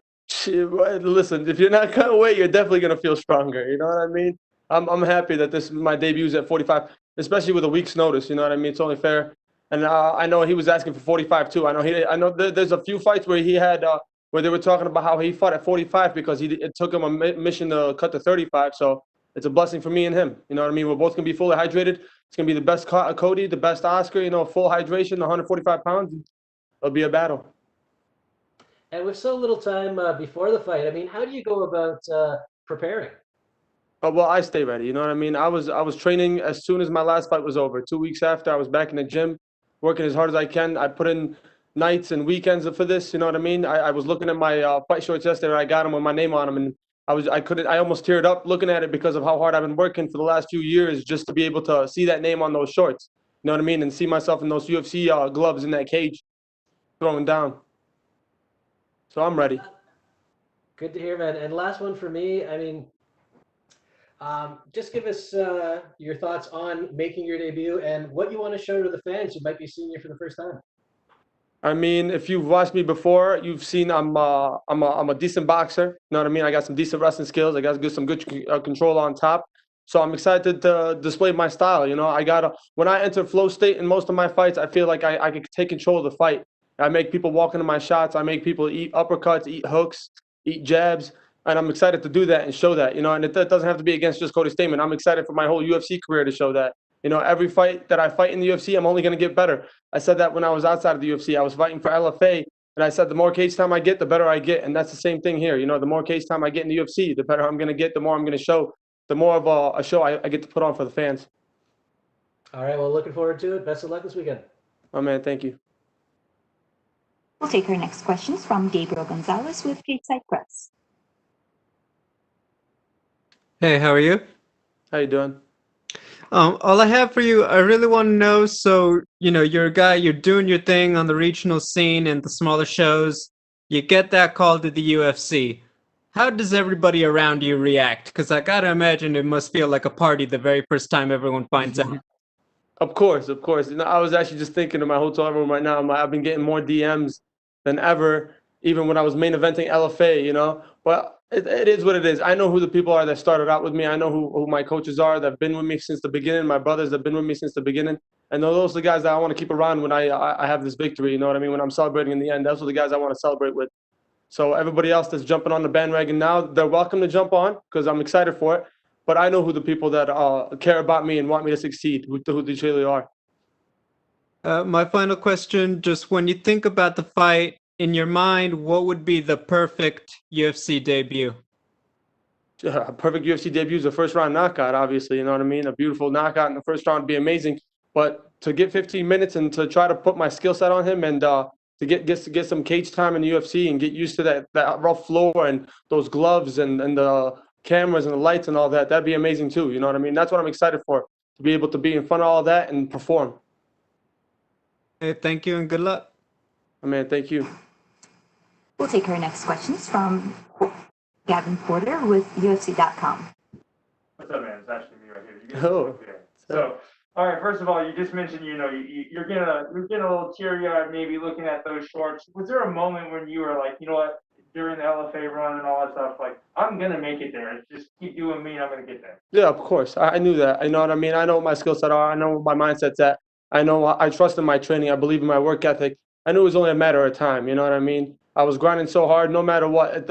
I took a loss a couple months back or a year or so back, and a lot of people would let that deter them or knock them off course. But listen, win or lose, I know where I want to be. I want to fight in that cage until the day I can't. And so both my hands are either broken or I can't walk on my 2 feet. And I'm sure you've heard, stories of fighters that make their UFC debut, and the light's a little too bright and the moment may be a little too big. You seem like the type of guy who you're just hungry and you're not going to let that moment kind of overwhelm you. Is that kind of the mental fortitude you have to approach this fight with? Yeah, I mean, the lights and cameras are cool. That's the special stuff. That's the cool stuff about it, and the fans get to see us. But I started this because of the fight game. I wanted to fight. I want to get into a fist fight with another man and test my skill set. So the cameras are just an added bonus. I like looking at them. I like smiling, you know what I mean? Flexing, all that good stuff. But at the end of the day, fighting is what matters. Yeah, and I think you're in a unique position. Obviously, you've seen, these short notice opportunities come up during the pandemic era, if you will. And having that opportunity is something that maybe fighters previously didn't have with so many people coming in and out of the cards, things get mixed up. How important was it for you to stay ready and be one of those guys to first raise your hand and accept a moment like this? Yeah, I mean, I stay ready. I was in the gym, like I said, since my last fight. So me being in the gym 24/7, weekends, nights, mornings, and afternoons, as much as I can, I was in there working, trying to better my skill set. So seeing it all pay off now is just a huge blessing in itself, and it's gonna be more of a blessing Saturday night when I get to get this victory for my UFC debut.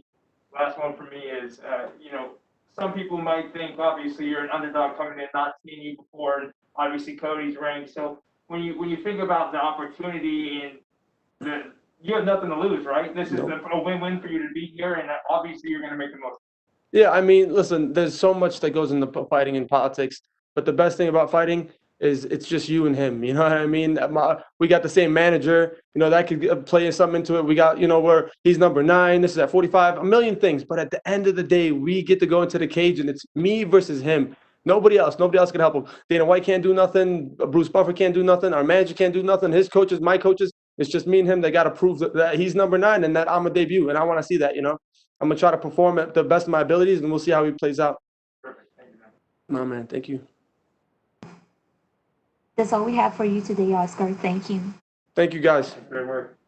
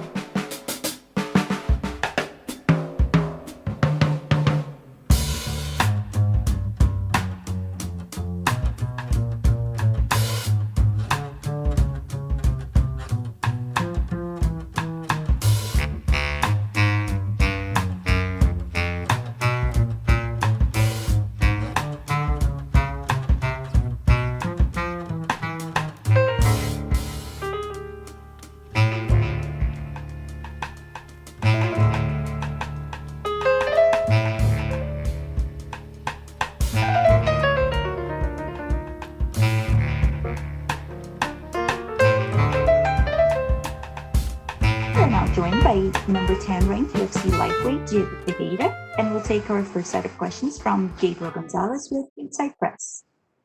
Hello, how are you? They're good. They're good.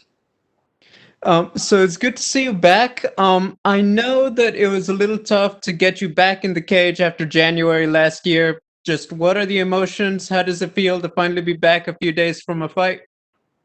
That's a good question. I feel awesome.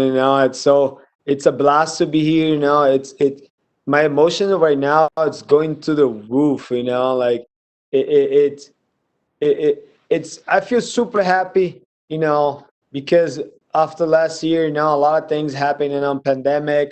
A lot of personal problems I have through my life too, and now just to be here on this car on this event, it feels great. Feel like it's incredible. How do you feel you have changed, and how do you feel Beneil has changed since the last fight? Like for the last fight, I see 6 years ago. We improve a lot in our the way we fight, like especially our stand up, our grappling, and all the aspect. We did a lot of work, and now I think we're gonna put so different fight, because the last time it was a short notice fight. He didn't know who I was. Two 2 weeks before the fight, and now we train for each other. We know the game from each other, and the improvement was so much into both our games. And now I think it's gonna be totally different fight, and it's gonna be a real fight this time. I mean, Diego, there's so much going on at lightweight, and with a victory, a lot of people would say you're ready to kind of break into that conversation. I mean, with everything going on, what do you want next if you win? For right now, I just want to be focused. I want to focus first in Beneil Dariush, because he's a danger fighter. But I already have a couple of names, on my mind. I want to, get this win first. Focus on Saudi, and after Saudi, after the UFC give me the microphone, I gotta let go, and I wanna see all there on Saudi first. I wanna focus 110% on Saudi, February 6th. Okay, thank you and good luck. Thank you. Take our next set of questions from Damon Martin with MMA Fighting. Hey, Diego, can you kind of put into words for me the mindset and the physical changes you've undergone since those two losses you experienced to Beneil and Dustin Poirier in back-to-back fights? You haven't lost since then. You've gone on this incredible run. What do you feel like has been the biggest difference between those two fights and who you become today? The biggest difference, what I used to be, what I am now, I was just a totally just a jiu-jitsu fighter. You can see in my last fight. Yeah, I used to have the heart to go in there and throw punches, but I didn't know how or exactly the timing to throw punches. Now I work on those points, like especially my boxing, my wrestling. Is my last two losses, bring a lot to me to be more MMA fighter. I used to be just a jiu-jitsu fighter. Now I'm a mixed martial art fighter, because now I work on my wrestling and my boxing, and my jiu-jitsu still, and still in work. But now I'm a really MMA fighter now. I'm really mixed martial art fighter, because I was on the beginning when my first loss to Beneil by decision, second loss to Poirier, by TKO. It was really, took a lot out of me, and I started. I used to take care of my own camp before, like you cannot do that. It's really hard for athlete. If you want to get to the level I want to be, you have to be training to somebody. We have to be answer. You have to follow the rules to be on the top, and that's what I changed complete on that. Like now I work with Coach Safe, for the last 4 fights, 6 fights, sorry, 6 fights. And it just made me a better fighter, like especially my wrestling coach, my Muay Thai coach, my boxing coach. I put the work. I put the 110% on that, and now it's gonna be the difference on that. Absolutely. You got the big win over Anthony Pettis, which was such a statement for you to beat a former champion. You break into that top 10. And I know at that point you wanted, higher ranked opponents. Now I know based on the current rankings, Beneil is behind you, but is there a certain satisfaction getting this fight just because it is a chance to avenge a past loss? For sure, I'm treated like a normal, like another fight, like it's a year I've been waiting for this moment, to step in on the octagon again, and now having a rematch with somebody where it beat me, it just I take it like a just another fight, but it's push you to another level, it make you more smart, make you work on exactly what you need to work. Yeah, he's under me, but I don't take him. He's really been on a rank. He's a high level fighter, and I think this is a different step for me. It's a good step to make sure I deserve to be on the top 10, and that's what I'm looking right now. I'm looking like to get through this fight and reach it for the top 5. Absolutely. And I know you said you're not looking past Beneil. You have a couple ideas in mind to who you want next, but I know that there, has been a little bit of frustration from some of the guys ranked where you're at, that we have these top 4 or 5 guys, they're all kind of fighting each other, and it kind of takes away the ability of a guy like yourself to kind of crack into that top 5. Is there any frustration with that? Would you like to see the matchmakers maybe mix things up a little bit, maybe after this fight, to give you a Justin Gaethje or one of those guys, so we don't, so you actually have the opportunity to get in that top 5? Because it just feels like a lot of times those opportunities just aren't there.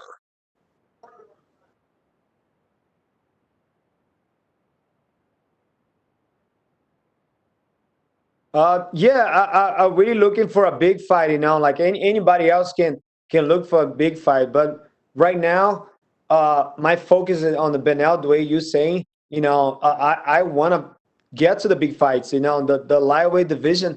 It's been, all those guys fighting on each other on the top. Some have a 2 loss, some have a loss already. I don't know how they're going to do, but for me, I'm looking to get there, and I think passing through the Dariush will have another fight for me. I'll be satisfied with that, because I want to be there too. I want to be with the big sharks, I want to, fighting for the piece of gold, and I gotta get there. I think 1 or 2 more fights. I really think like very soon I'll be on the top 5. Last one for me, Diego. With Khabib retired, we need to crown a new champion, it seems like. In your opinion, who do you think should be fighting for the title? If you were playing matchmaker, should it be Dustin Poirier and somebody else? Who do you believe should be fighting for the title next? You cannot, like, I think for me, is Poirier and Oliveira. They need to fight for the title. I think those 2 guys been so much active on the division. You cannot take in this for both. And for me, on my opinion, those 2 guys need to be fighting for the title if Khabib really get out. Thank you, Diego. Thank you. That's all we have for you today, Diego. Thank you. Oh, thank you. Great. Thank you. Up next, we'll be joined by number 2 ranked UFC bantamweight Cory Sandhagen.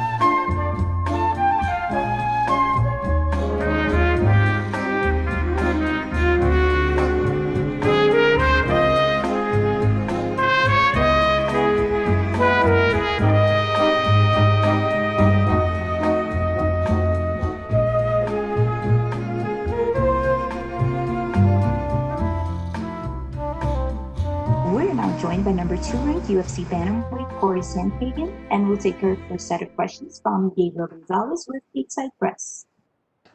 Hey, Cory, how are you? Hey, I'm good. How you doing? I'm doing pretty good.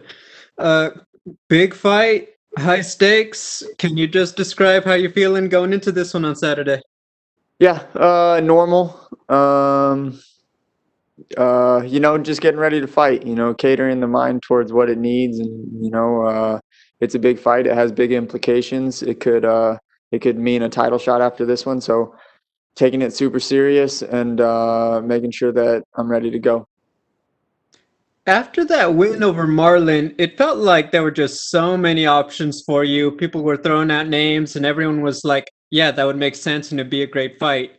Was Frankie the first guy they offered you, or was there a process on how you guys settled on him as your next opponent? So after my last fight, I called out TJ Dillashaw and I called out Frankie Edgar because, those are kind of the two guys that are at the top with Garbrandt going down to 125. So that was the idea behind that.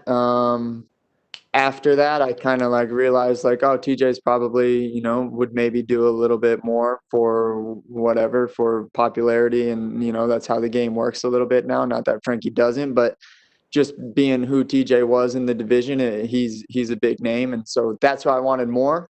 I don't know why it didn't happen. I tried to, make it happen and it didn't, but I have Frankie now in front of me, and Frankie's, and I would say equally as tough opponent. And all focus is on Frankie. Do you worry at all about having to be impressive because you have guys like Dominic Cruz going to fight soon? TJ Dillashaw is likely to be scheduled. Do you worry about, oh, I got to really stop this guy and make it look good? Or do you tune a lot of that out? No, I tune all of that out. All I care about is winning, man, and I think I'm dynamic enough and athletic enough and fun enough to watch where I don't really need to stress about all of those things. My style just by nature is, exciting to watch. So I don't really, none of that really crosses my mind ever. My final question, you got a lot of attention for your walkout music choice last time. What do we have planned for this Saturday? Same thing. Yeah, same thing. I think it's, I was going to change it, but then I started listening to it again. And, you go through a lot of moods when you're getting ready for a fight. So when I listen to that one, man, it really puts me in a place to hurt someone. And that's what you need to do when you're going into a fight. Hey, I get it, man. Thank you, Cory. Good luck. Thank you. We'll take our next set of questions from Chris Decker with Alpha. Hi, Cory, can you hear me? Yep. Hi. Earlier this week, we published an interview with Andy Sauer about your time in the Netherlands. I don't know if you remember that time, and what do you remember about this time in the Netherlands? Yeah. So I went and did with the WKA, the World Kickboxing Association. I was on the U.S. team for them in 2014, I think. And I went out there for the World Championship tournament that I ended up winning. And then afterwards, Dwayne Ludwig, who I used to train with a little bit, knew Andy Sauer. Andy Sauer was someone that I looked up to my entire, kickboxing journey. And I asked if he could link us up. And so I went out to visit Andy once in 2014, and then I think again in 2016. But yeah, I love that guy. He's helped me a lot, and he's just a really fun guy to be around. And yeah, me and him are good friends now. Because he really took you under his wing, and he showed you around his town, Den Bosch, if I remember correctly. You even celebrated Carnival, if I'm right. What do you remember about this time in the Netherlands? Yeah. I was. What did we do? We ate every single type of food that the Netherlands has to offer. We went to 11/11. I think your guys' Carnival is in February or something, I believe. But we were in. So I was there for 11/11, and that was a lot of fun. Andy has a huge family, so hanging out with his family was really fun. And I got to know all those guys, the Dutch people. Learned a lot about them, and it was a good experience. Me and Andy are good buds. Yeah, do you still keep in contact, and do you still ask for pointers and still asking for advice? Occasionally. I got to make another trip out there. I was hoping to go sometime last year, visit there and then visit a kickboxing coach that I know in Serbia also. But I was going to hopefully do that this year. But, when things clear up, yeah, I definitely plan on going and visiting Andy again. All right. Thank you very much. That's all for me. Good luck this Saturday. Thank you. We'll take our next set of questions from Sumit Data with Sports Data. Hi, Cory. Hope you're doing well. Yep, thank you. So, you're facing a veteran, a former champion in Frankie Edgar this weekend. And I know being a fighter, your job is to prioritize every fight. But I'm just curious, in the back of your mind, does it distract you from knowing that you're in prime position to fight for the belt next, or are you completely willing to put your title aspirations aside for the moment? It's in the back of my mind, of course, but there's a lot of things in the back of my mind that I don't really like listening to. But I'm good enough now, and I'm seasoned enough now to kind of be able to push that stuff away. So for me, it's all about Saturday. Obviously, I think past that, just naturally being a human and thinking of the future has helped us all survive for a really long time. So it's hard to go against that impulse. But I'm locked in on Saturday. With your fight this weekend and with a potential title fight right around the corner, how do you envision your 2021 playing out? Yeah, I want to fight the winner, Sterling and Jan, in July, and then I want to defend the belt this year at the end of the year. So that's what my 2021 looks like, and hopefully it'll go that way. So I asked this to Frankie earlier today as well, and wanted to get your thoughts as well. With TJ Dillashaw set to return to the UFC, do you believe he'll be thrown right into the mix with the top guys and be in title contention right away, or how do you see his return playing out? I hope he doesn't get a title contention shot right off the bat. I think that the guy is coming off a 2-year suspension from not like a soft drug, like EPO is a serious drug, and I don't think that he should just come back and fight for the title just because he has a big name. I think that give him anyone. I asked for him after my last fight and didn't get him, so I don't really know what's going on, and who knows what's going to happen with that. I don't think it should happen if you want my opinion about it, but I stay focused on me. I do good in this fight. I think I fight for the belt, no doubt, in July. So you mentioned the bantamweight title fight between Peter Yan and Aljamain Sterling. How do you see that fight playing out between those two? I've been changing my mind every time I've been asked this week. So we'll go with Sterling this time around. Sterling, I think, just has he has a pretty unorthodox style, and he has really, really great grappling. And I think I don't really know how great Jan is at grappling. I think Jan strikes really well, but it's pretty orthodox. There's nothing really too crazy about it. So I don't know though. If you ask me next week, I might change my mind and say Jan. So I think that one's kind of a coin toss. It's a super interesting matchup, and I'm really actually excited to watch this fight. So you mentioned the walkout music thing a bit earlier, and your nickname happens to be the Sandman. Are you a Metallica fan somehow? I don't know, define fan, I don't think I'm I'm not crazy about Metallica. I don't go around wearing their t-shirts, but I do like Metallica. But no, man, I'm more of a rap guy. I like Biggie. I like all that kind of that older school generation of rap, Wu-Tang, Tribe Called Quest, all of those guys.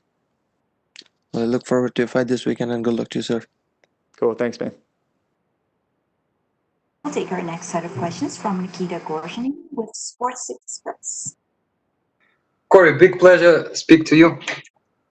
Cory, Aljamain Sterling breaking down your fight with Marlon Moraes pointed very interesting thing that when you hit his liver with your punch, you were not afraid of his counter, that hook and overhand.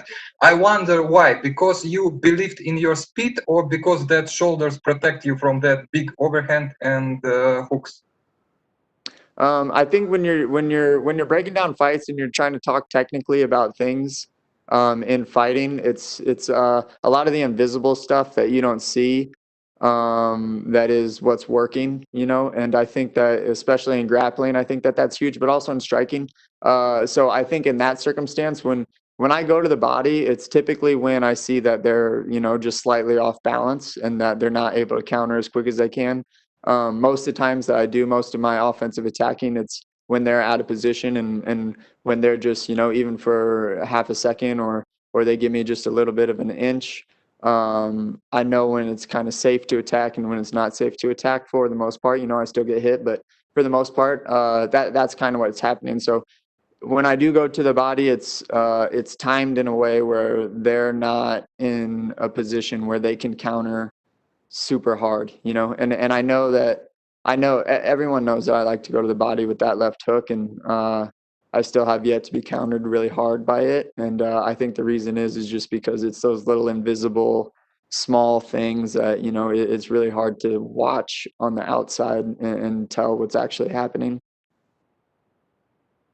Cory, you some kind of inheritor of this Dominic Cruz footwork conception, footwork system. How do you think this Dominic Cruz footwork system still works nowadays, considering calf kicks entering the chat, or it's maybe a little bit outdated and old-fashioned? How do you think? No, I think with calf kicks now, I think moving your feet is actually more important. I think checking those low kicks is very hard when they're trying to kick you in the calf. You can't get your shin on it. And the best answer is to get your entire body out of the way. And in order to do that, you have to have good footwork. So, that's what I teach my guys. So I think in the future, what we're going to see here coming up is we're going to see guys not even bothering trying to check those or whatever, or people are either going to crowd them or they're going to get all the way out of the way of the kicks. Cory, my last question. How do you think who right now top three the most technical guys in your division in terms of striking? Who three the most technical?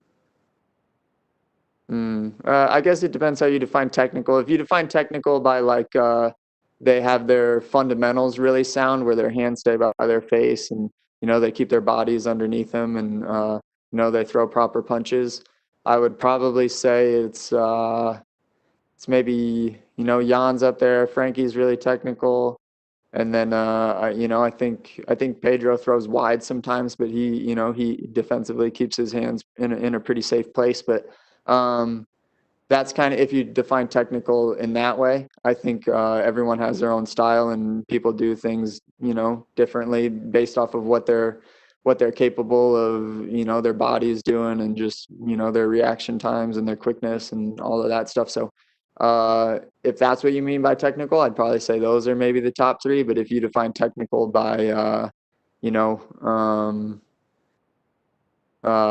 just having solid fight skills, it probably wouldn't be those three. Cory, one question about Peter Yan. How do you think what makes him special? Because he didn't throw leg kicks a lot, and he has that economical style. He doesn't have a really big output. How do you think what makes him special? I think he plays it more or less safe. He opens up and tries to crack you really hard, but I think he has a pretty safe game. He likes to stay at a range that I think most people are really uncomfortable with, wearing small gloves, which I think gives him a really big advantage. So I think that, if there's anywhere that and he's just really well-rounded at everything. So I would say if there's anywhere that's where he's really good, I think that's probably where he's pretty good.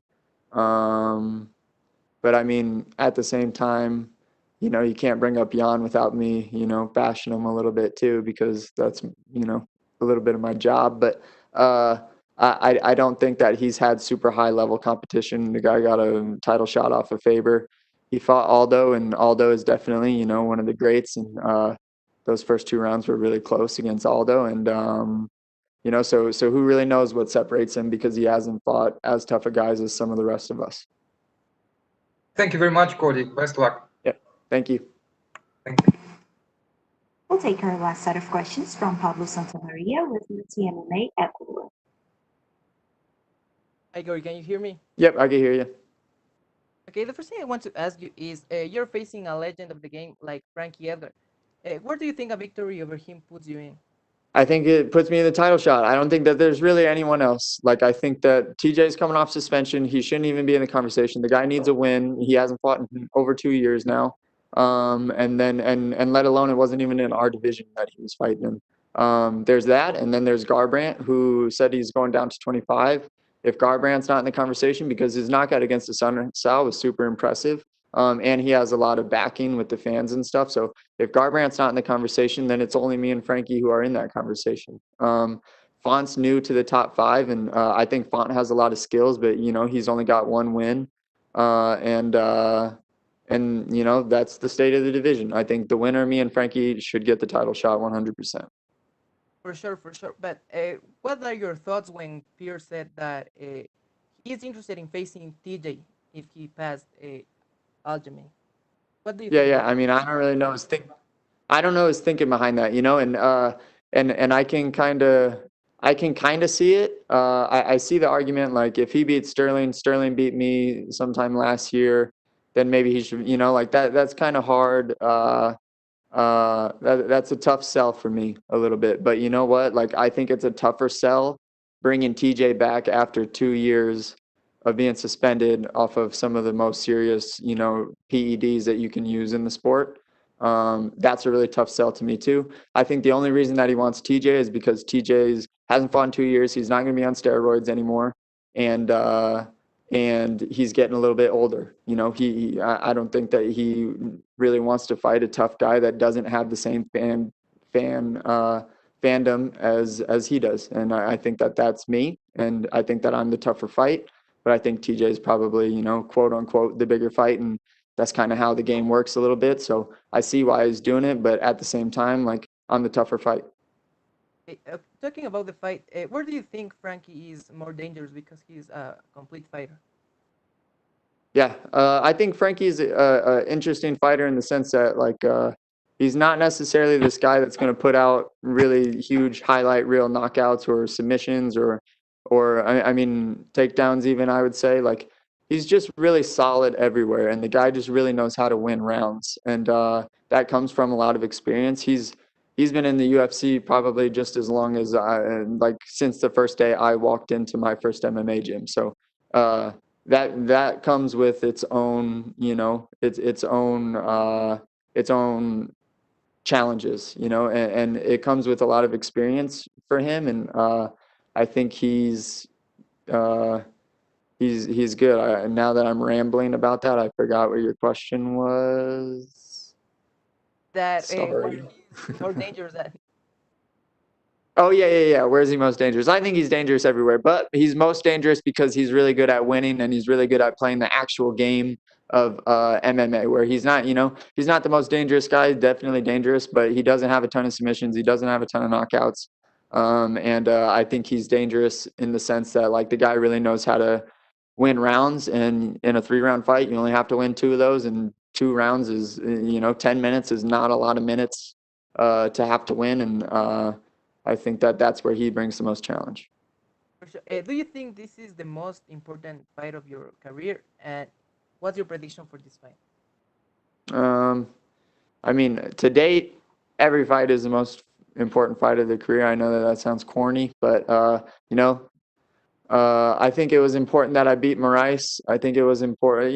Each fight is unique, and each one is, a little bit of a nicer notch on the belt and stuff. I think Frankie will be a huge name to add onto my resume that I'm really excited about. I can already, I really like winning. I really hate losing, and I know that people say that, but I'm a pretty flat guy emotionally.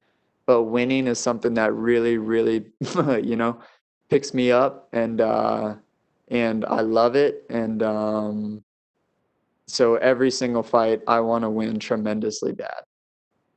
Okay, and the prediction, how do you see winning this fight? Yeah. I don't know, man. That's a really hard one. If it's like if you want me to speculate on it and just give you a guess, I think, let's just say I knock him out in the first minute. That's my answer every single time to that question is, how do I see the fight going? I knock him out in the first minute. Okay, and would you like to send a message to your Ecuadorian fans? To which fans? Ecuadorian from Ecuador. Fans from Ecuador. Oh, yes, yes. Ecuador, thank you guys for the support. I hope that you guys are watching on February 6th. We really appreciate it, and all the best. Thank you very much, Cory, and good luck on the fight. Thanks, man. That's all we have for you today, Cory. Thank you. Cool. Thank you.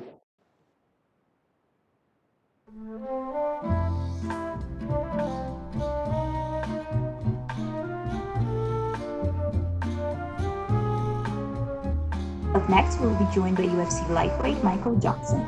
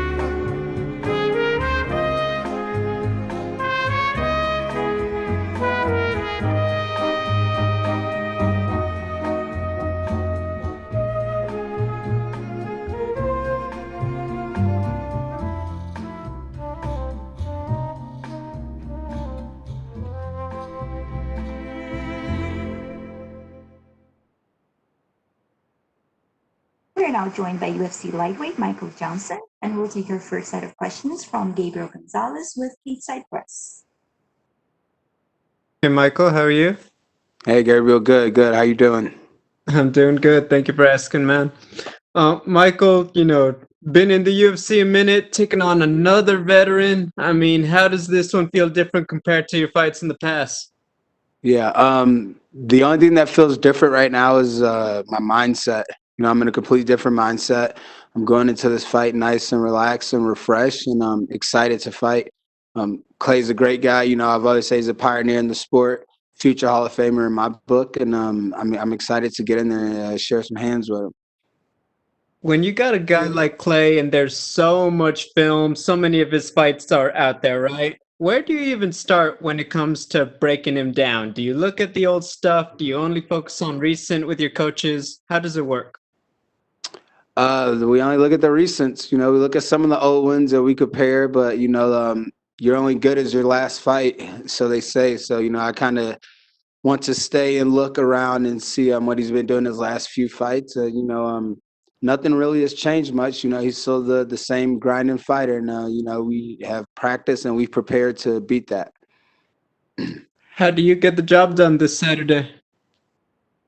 Any way that presents itself. That's how I'm going to get the job done. I'm always in there looking for knockouts, as you guys know, and that's going to be on my mind. But the more important thing is getting a win, and I'm very prepared to start fast and continue that way. Hey, thank you, Michael. Good luck. Thank you. We'll take our next set of questions from Nikita Gorshin with Sport Express.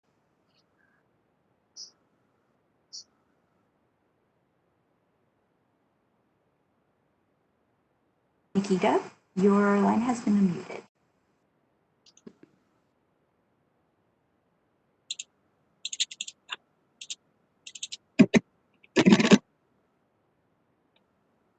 I think we're having some technical issues there. I'll jump to Santiago Santos with 85.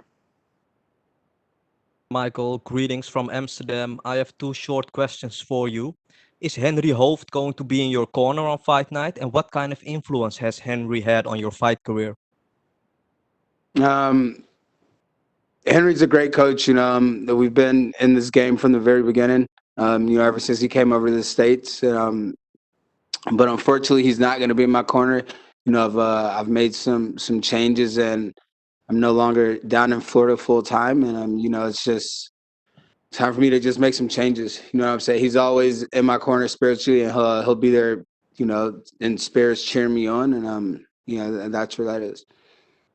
Thank you for the time and good luck on fight night, Michael. Yeah, thank you. Let's take our next set of questions from Chris Decker with Talpa. Hi, Michael. How are you doing? Good, good. How you doing?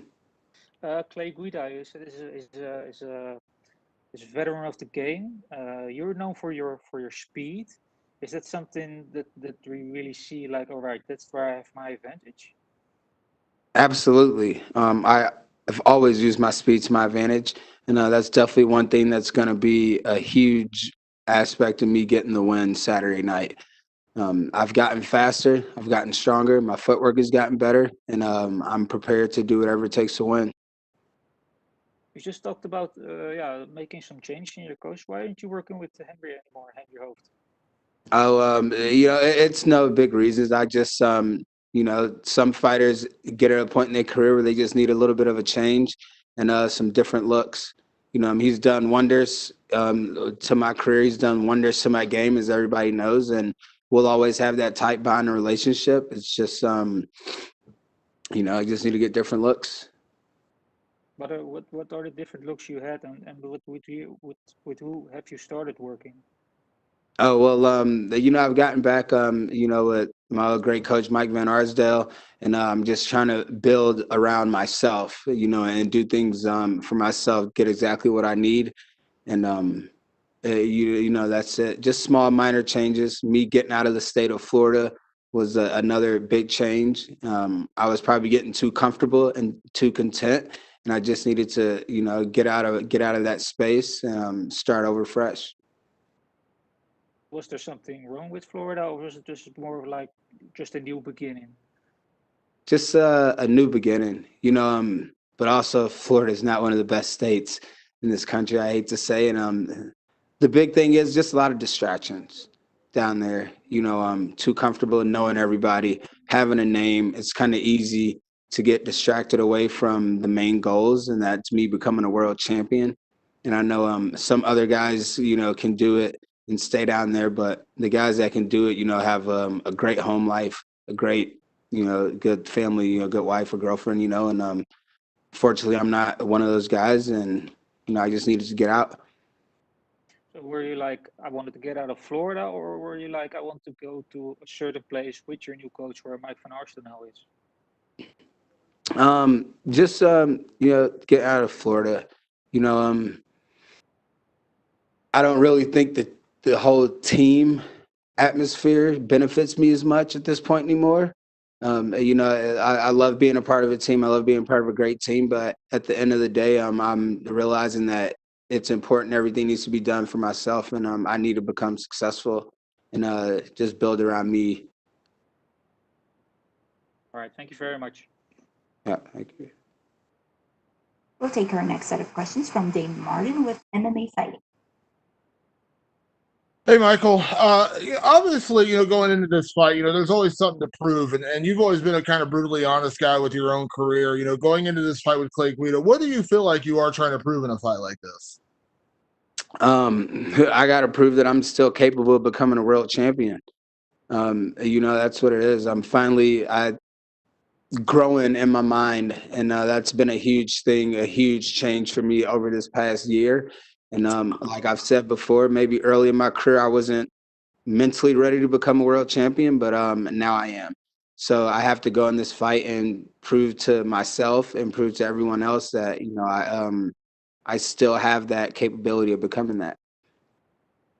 I know you've answered some variation of this question numerous times, but I'm gonna ask it again in a slightly different way. You've had these fights where you have wins over guys like Dustin Poirier, who a lot of people would consider as kind of the uncrowned champion right now, what could be retired. You had that battle with Justin Gaethje. You've had those fights where you're so close, and then something has gone wrong or whatever, and you've lost it. What do you feel like is the difference to get over that hump, to have that moment? Because I know it doesn't make it any easier that you had a very close fight with Justin Gaethje. You wanted to get a win. But what do you feel like is the difference to kind of get over that hump? Me being mentally strong, not allowing myself to get caught up in certain positions or losing focus. That's what it's been. So now I'm fully prepared. I'm going into these fights. Maybe I was training my body so much and I was forgetting the most important muscle in our body, and that's our mind. So I've really focused on building that, getting stronger, staying focused, and that's going to be the key to getting over this hump. You talk about the mentality, though, knowing that you're a guy who did, knock out Dustin Poirier, did go to war with Justin Gaethje, did have those kind of fights. Does that also give you confidence knowing that you are, just a matter of a few tweaks and changes away from making that run, being able to make that run at the top of the division? Absolutely. It gives me great hope in the aspect that I'm really not going to start from the bottom here. I string together a few good wins, me being, the fighter I am, and these guys that I've beaten and the guys that I've had close wars with. It's going to be, pretty simple to get those fights back. I just need to show the powers that be and everybody else that, hey, I'm still here and I'm still willing to get this world title. And last one for me, you mentioned the change in your training camp. It sounds a little bit more like you're doing kind of like a little bit of the boxing mentality where it's more focused on you versus the team. And obviously it's different strokes for different folks in terms of what works for them. But do you feel like that has been a big difference where you've kind of put the focus back on you as the centerpiece of the camp versus, a team where there are, 20 guys all training for fights at the same time? Yeah, I think that's made a huge difference. You know what I mean? Like I said, I had all the love in the world for those guys and all the respect, but at the end of the day, it's an individual sport, and you have to do what you have to do for yourself at the end of the day. And unfortunately, it kind of hurts not to. I don't want to say I could completely split ways from these guys. I'm just doing things that I need to do to get the job done. Thank you, Michael. Thank you. That's all we have for you today, Michael. Thank you. Cool. Thank you.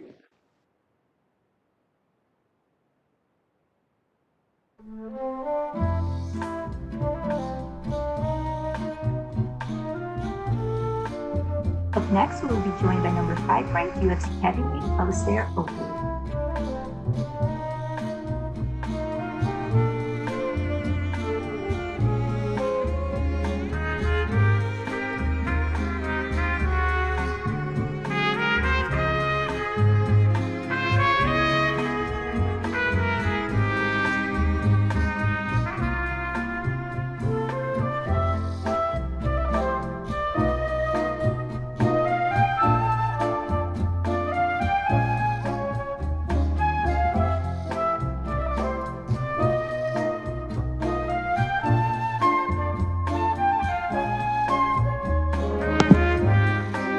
We're now joined by number 5 ranked UFC heavyweight Alistair Overeem, and we'll take our first set of questions from Gabriel Gonzalez with Inside Webs. Alistair, how are you? Good, how are you? I'm doing good, thank you for asking. Alistair, I wanted to ask you about some of your biggest moments, highlights from your career, both in and out of the cage. I know I'm a little late on this one, but I think a lot of fans always wanted to know, how did you end up in the music videos from LMFAO? Sexy and I Know It and Sorry for Party Rockin'. That's a long time ago. That's 2010, 11, 12-ish. Okay, so I was in LA at the time and just happened to be there for other stuff. And then one of the LMFAO guys is a huge fan. And we have some mutual friends. So they kind of put us together with the guy that had there on the set. And I just went there to say hi.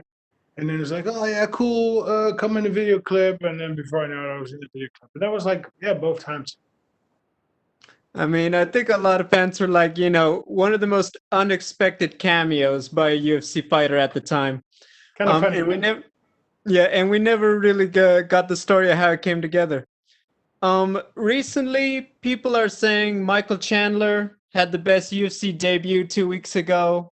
But then a lot of people argue, what about Overeem against Brock Lesnar? So I just want to ask your opinion. I mean, you were there. Do you feel you had the best UFC debut? Definitely better than Michael Chandler.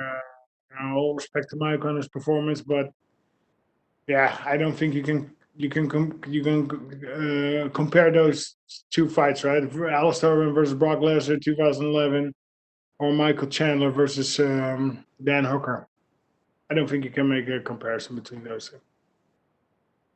What do you remember most about that fight in particular? Because there was so much attention, obviously his WWE stardom, and then at the time you were coming in, you had all those belts from all the different organizations. What do you remember years later about that whole I remember experience? everything very clear. And besides, we have the Reem, my online documentary, is doing I think it's season 2 finale, I think. So we got you if you want to go and check that out. It's going to be on there, right? So yeah, there was like a lot of things going on. It was crazy. You know, I came off with the Verdun win, and then before that, the K1 Grand Prix win, and the Dream win, the Dream title win. And yeah, it was a very hectic time. A lot of moving parts. I was moving to the States. Fans everywhere. I couldn't walk normal in Vegas. I got just chased by fans. And yeah, it was a crazy time. I'm actually happy that it's not as hectic anymore, and it's kind of like a little bit more calm and soothing. Final question, just how do you see yourself getting the win against Volkov this Saturday? Well, I'm not going to talk about the fight, but I do see myself winning. I do see myself dominating him everywhere, stand up and ground. And yeah, one outcome only. My hands raised. Hey, thank you, Alistair. Good luck. We'll take our next set of questions from Santiago Santos with 85. Hi, Alistair. Greetings from Amsterdam. I will ask one question in English and then one question in Dutch. First of all, your last 4 wins all came by serious ground and pound finishes. Is that the game plan again, Alistair, to bring the fight to the mat when the moment presents itself and do some damage there? When the moment is there, we're probably going to take him down and give him some J and pay. En de last question for me in Dutch. Goedemiddag, Alistair. Je staat alweer klaar voor jouw 5e main event op rij. En het lijkt erop dat je nog lang geen gas terug aan het nemen bent. Dit gevecht met Volkov zou passend zijn geweest voor een grote UFC-show in Amsterdam. Helaas is dat door de situatie nu niet mogelijk. Is dat wel iets wat nog hoog op jouw verlanglijstje staat, Alistair? Om een groot gevecht naar Amsterdam toe te halen en om een prachtige walkout te doen in jouw eigen stad? Met jouw eigen fans achter je? Jazeker. Corona heeft veel roet bij heel veel mensen in deze gegooid. Gelukkig vechten bij de UFC wel door. Het is even afwachten nu. Natuurlijk, als ik in Nederland vecht, dan wil je natuurlijk publiek erbij hebben. Op dit moment is er geen publiek mogelijk. Ik denk dat het nog wel even gaat duren. Maar goed, gelukkig kunnen we in Vegas en Abu Dhabi vechten. En ja, zodra het weer mogelijk is, dan gaan we ervoor. Hè? Heel erg bedankt voor de tijd, Alistair. En veel succes op Fight Night. Thank you so much. Goed, thanks. We'll take our next set of questions from Damon Martin with MMA Fighting. Hey, Alistair, I don't want to open on a sore subject, but I want to ask the question. I know after your last fight, you've been looking for that rematch with Jairzinho Rozenstruik. Obviously, you got Alexander Volkov. I'm sure there's nothing against Volkov, but you're fighting in February. Jairzinho is fighting later this month. Was there any disappointment that they didn't match you two up again? Well, he didn't want to take the fight, so yeah, then we move on, right? That's it. Did they offer him the fight? He didn't want the fight. Do you, at this point, will you chase it any further with him? Not necessarily. Not necessarily. I'm more focused on me than on running after. You know, he already didn't want to fight me, so yeah. What can you do? Yeah. I know you've said a lot about, making this final run towards the UFC title, and obviously you've been on a good win streak right here. Does that, you've faced so many pressure situations in your career, the K1 tournament, all the things you've done, but does that raise the intensity, raise the pressure in these fights, knowing, what you said about, towards the end of your career, making this final run? Does that raise the intensity at all? What exactly? Like, does that raise the pressure in this fight? You basically said, you're making this final run, you're going to make this last run at the title. Does that raise the pressure in every single fight you have right now? No, not really. Listen, I'm enjoying myself. I'm enjoying the walkout, the fight, and everything that comes with it. So there is not really pressure, and I think that pressure also doesn't improve your performance. So there wouldn't be any pressure. Of course, the pressure is always kind of there, but I'm just enjoying it. I know you have had a lot of great training partners and a lot of great teammates over the years, but I talked to your teammate Curtis Blades about a week ago, and he just raves about working with you and how much he loves, enjoys working with you, how much you've added to his striking game and how much he's helped you as much as you need, he actually said that he doesn't know how much he can add to your ground game. You're pretty good on the ground already, but obviously he fought Volkov pretty recently. How much did he add to this training camp, and how much has it meant to have Cortes as a teammate? Because he speaks your praises pretty constantly. Yeah, Cortes is great. He is one of my best training partners ever. Very humble giant. I do believe we lift each other up. And yes, he fought Volkov, so of course there's going to be some tips and some pointers there.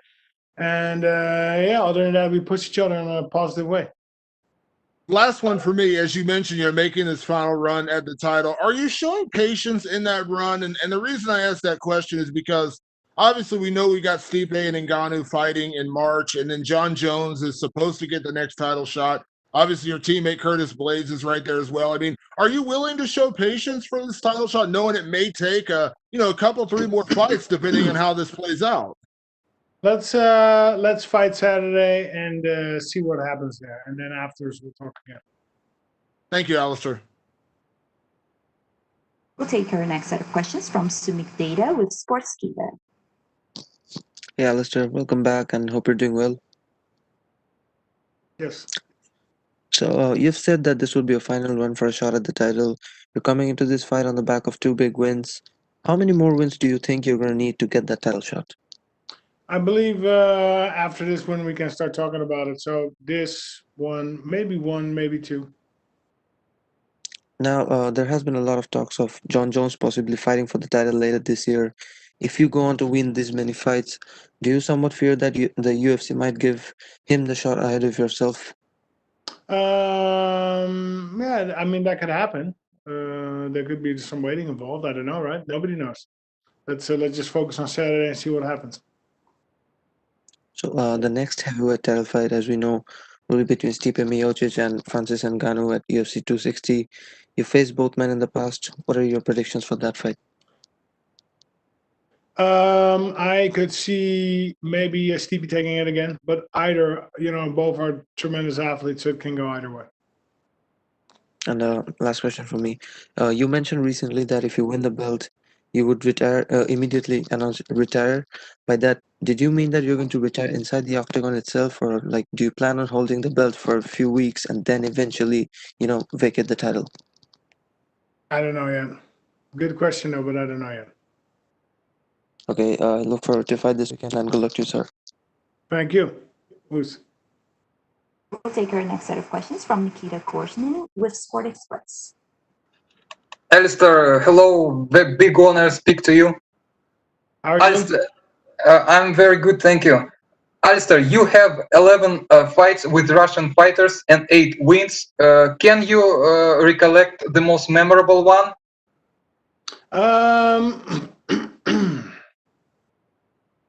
I mean, Igor Vovchanskian, right? Alexei Oleinik. What's the guy's name? Orlovsky was there. It's been a lot of Russians in the United. You talk about it. It's been a lot of Russians.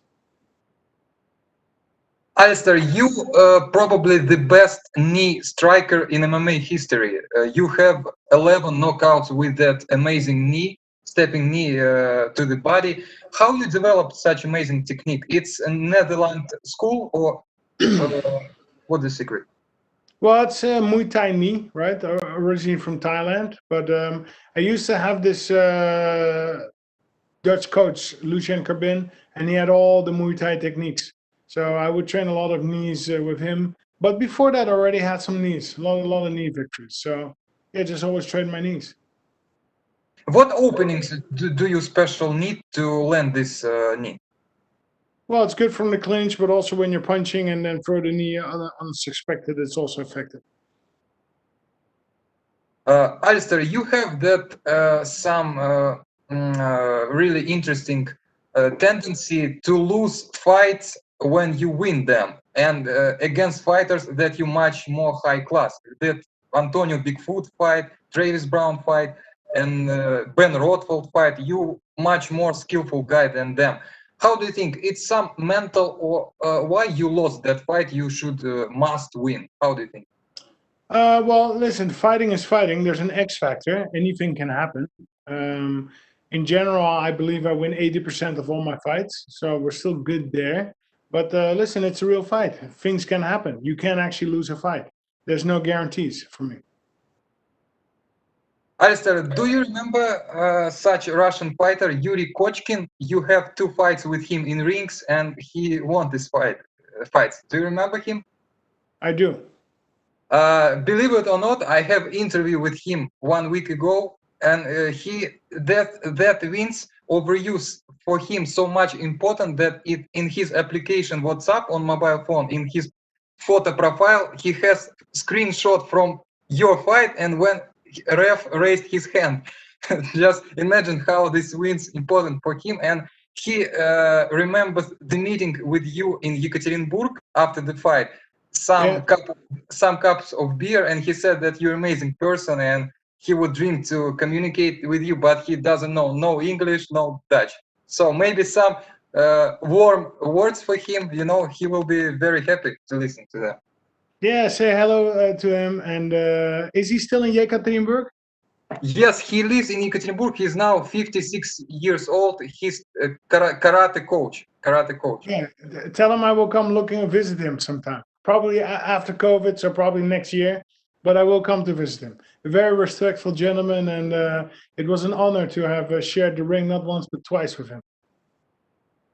Alistair, you have 3 ground and pound wins in your last 5 wins. It's because you moved to Team Elevation, or why your ground and pound became so terrifying? I kind of always liked it, but Team Elevation really likes the ground and pound. So yeah, we do train a little. Alistair, your last submission win was in 2009. How hard work you now on your submissions, and what submissions you like the most on this period of your career? Yeah, we have submissions. We train them, but I don't know, for some sort of reason, you know, it takes 2 to tango. Your opponent must also cooperate with the submission. And yeah, I don't know, for some sort of reason, it is more ground and pound. You're right. Alistair, some words about Alexander Volkov. He's some kind of new breed of heavyweight. He's very tall. His karate style, a very unique style. Does he bring something special for you? Definitely have the reach advantage. I think he's a strong fighter. I think he's a technical fighter. I think he's also a very intelligent fighter. So it promises all to be a very good competition. Alistair, last 2 questions from me. You have a lot of sparrings with John Jones. Have you ever wobbled him or hurt him in sparrings? I would not talk about disrespectful about John. But he in top 3 the most talented fighters you ever spar. Yes. Yeah, he's very good. He's very gifted. It will be a very good move for him to come up to heavyweight. I foresee a lot of excellent fights. Alistair, last question. I've talked to Frank Mir last year, and he said that his body felt beat up because he has so long career. You have endless career. When you woke up in the morning, does your body feel a little bit sore, painful, or that Jamaican genetics so crazy that you feel still amazing now? I'm still 100%. Still 100%. Yeah. Alistair, thank you very much. Thank you very much. Big honor speak to you, and good luck. Thank you. Thank you. We'll take our next set of questions from Cody Cruz with For the Win MMA. How you doing, Alistair? Good to talk to you. Yes, good afternoon or evening or where you may be. I'm in Santiago de Chile, so it's evening yet. Thank you for asking, man. We could spend hours talking about all your accomplishments in combat sports. When you started this journey, could you imagine that you'd still be a top 5 contender in the biggest platform the sport has to offer at this stage of your career? Well, I mean, when I started, I you know, you never know when you're that young, right? I never could imagine after 20 years I would still be fighting. 24 years actually, but yeah, it's been an amazing journey. I can only be thankful and happy for it. Alistair, what would you say is your favorite moment in your career so far? Well, I've had several different good moments. I don't know, ever since joining Team Elevation has been a great moment, right? We've had a great development in the last 2 years. Great fights. exciting fights. The K1 period was amazing, right? Winning the K1 championship and then a couple weeks later the Dream Championship. Earlier, the light heavyweight Grand Prix Pride was also an amazing moment. So my career having its ups and its downs, but every time coming back up and having a great moment. Alistair, you mentioned Elevation Team. How did you feel for this fight camp? I read that you seclude yourself and your girls to get into battle mode. That's the way you put it on social media. How difficult is it for you to lock daddy up and get ready for war? Yeah, so I don't see them for what is it, a month or so, and I just focus on myself and I focus on the fight. Focus on training. Yeah, I have to say, getting older and seeing them grow, and it becomes more hard. It becomes more difficult. Very true. Well, you have multiple titles to your name. How important is it for you to hold UFC gold in terms of legacy? Is this something in your mind at all, or you don't pay attention to that? Well, a little bit, but not too much. I foremost always try to enjoy myself, and I think if you're thinking too much about the belt, you're maybe not enjoying yourself. So I don't think about it too much, but it would be nice to win the UFC belt, cement the legacy as the great of all times. But again, the focus is just on feeling good, training good, doing things I like. Well, you said earlier that you didn't want to get into any specifics in terms of the fight that you have with Alexander Volkov, but I wanted to hear your thoughts on Volkov in terms of skill set and overall competitiveness. Well, I definitely do not underestimate him. I think he's an excellent fighter, excellent striking. I think he's intelligent, and I will need all hands on deck to beat him Saturday. With all the talks of this being your final run in the division, do you have a message for all the heavyweight competitors out there? No. Fair enough. Do you have a plan for your life after fighting? Would you still be involved in the fight game somehow? Yes, I will definitely be involved. I intend to become a coach. I'll create 2 teams, one in Thailand and one in my native Netherlands. So I'll be between these 2 spots, Netherlands and Thailand, and a little bit USA. Well, Alistair, it's been an honor to share a few moments with you. Thank you so much for your time. Best of luck in your fight, and congratulations for an amazing career. Thank you, sir. Bruce. We'll take our next set of questions from Fabricio Sosa with Clarín. How many of these are there? Hi, Alistair. Sorry for my bad English from Argentina. Nice. How are you? Fine, fine. After a great career like the one you have, how do you get motivated to keep going? Well, it comes automatically because I just really like to train. I like to get in shape. I like my team. So it's automatic. I'm just doing what I like to do. So that is where the motivation comes from, right? I like it. It's my passion. How do you analyze the evolution of MMA since you started until today? Well, I actually started as a second-generation MMA fighter. Yes. In the beginning, MMA was more about the best style. Let's see what is the best style. I started the second generation, which was 2 styles, kickboxing and sambo wrestling. And I think right now we are hitting generation 5, maybe 6. Everybody's just fit. Everybody can do everything. Everybody's good standing up on the ground wrestling. Everybody's got good cardio, good conditioning. So it's further now. I think 5th or 6th generation. Okay. What should you watch out from Volkov inside the octagon? What is the danger of Volkov? Well, danger has a striking. I think he's a very complete fighter. I think he's a very strong fighter, very fit fighter. So yeah, we will see what he has to bring this Saturday. In case if you win that fight, you think you could demand the title fight another next? Yeah, so after we win, we're close to the title, but maybe we need to win one more. So we will just focus on Saturday and wait to see what will come after. Right. What you think about the MMA of Latin America? Latin You know, America has some strong fighters, right? Of course, Brazil, but also Argentina has some strong fighters. So it's coming up. Great to see. What do you know about Argentina, Alistair? Great steak. Okay. Well, thank you. Thank you very much. That's all we have for you today, Alistair. Thank you. Perfect. Yeah.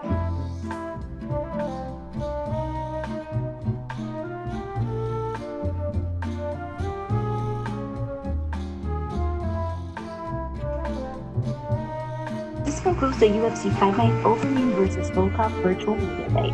We would like to thank everyone for joining today's event. UFC Fight Night Overeem versus Volkov will take place Saturday, February 6th from UFC Apex in Las Vegas. The main card will be available on ESPN Plus in English and Spanish starting at 8 p.m. Eastern, with the prelims kicking off on ESPN Plus starting at 5 p.m. Eastern. Recordings of today's interviews will be made available to media for email soon. Thank you, and you may disconnect.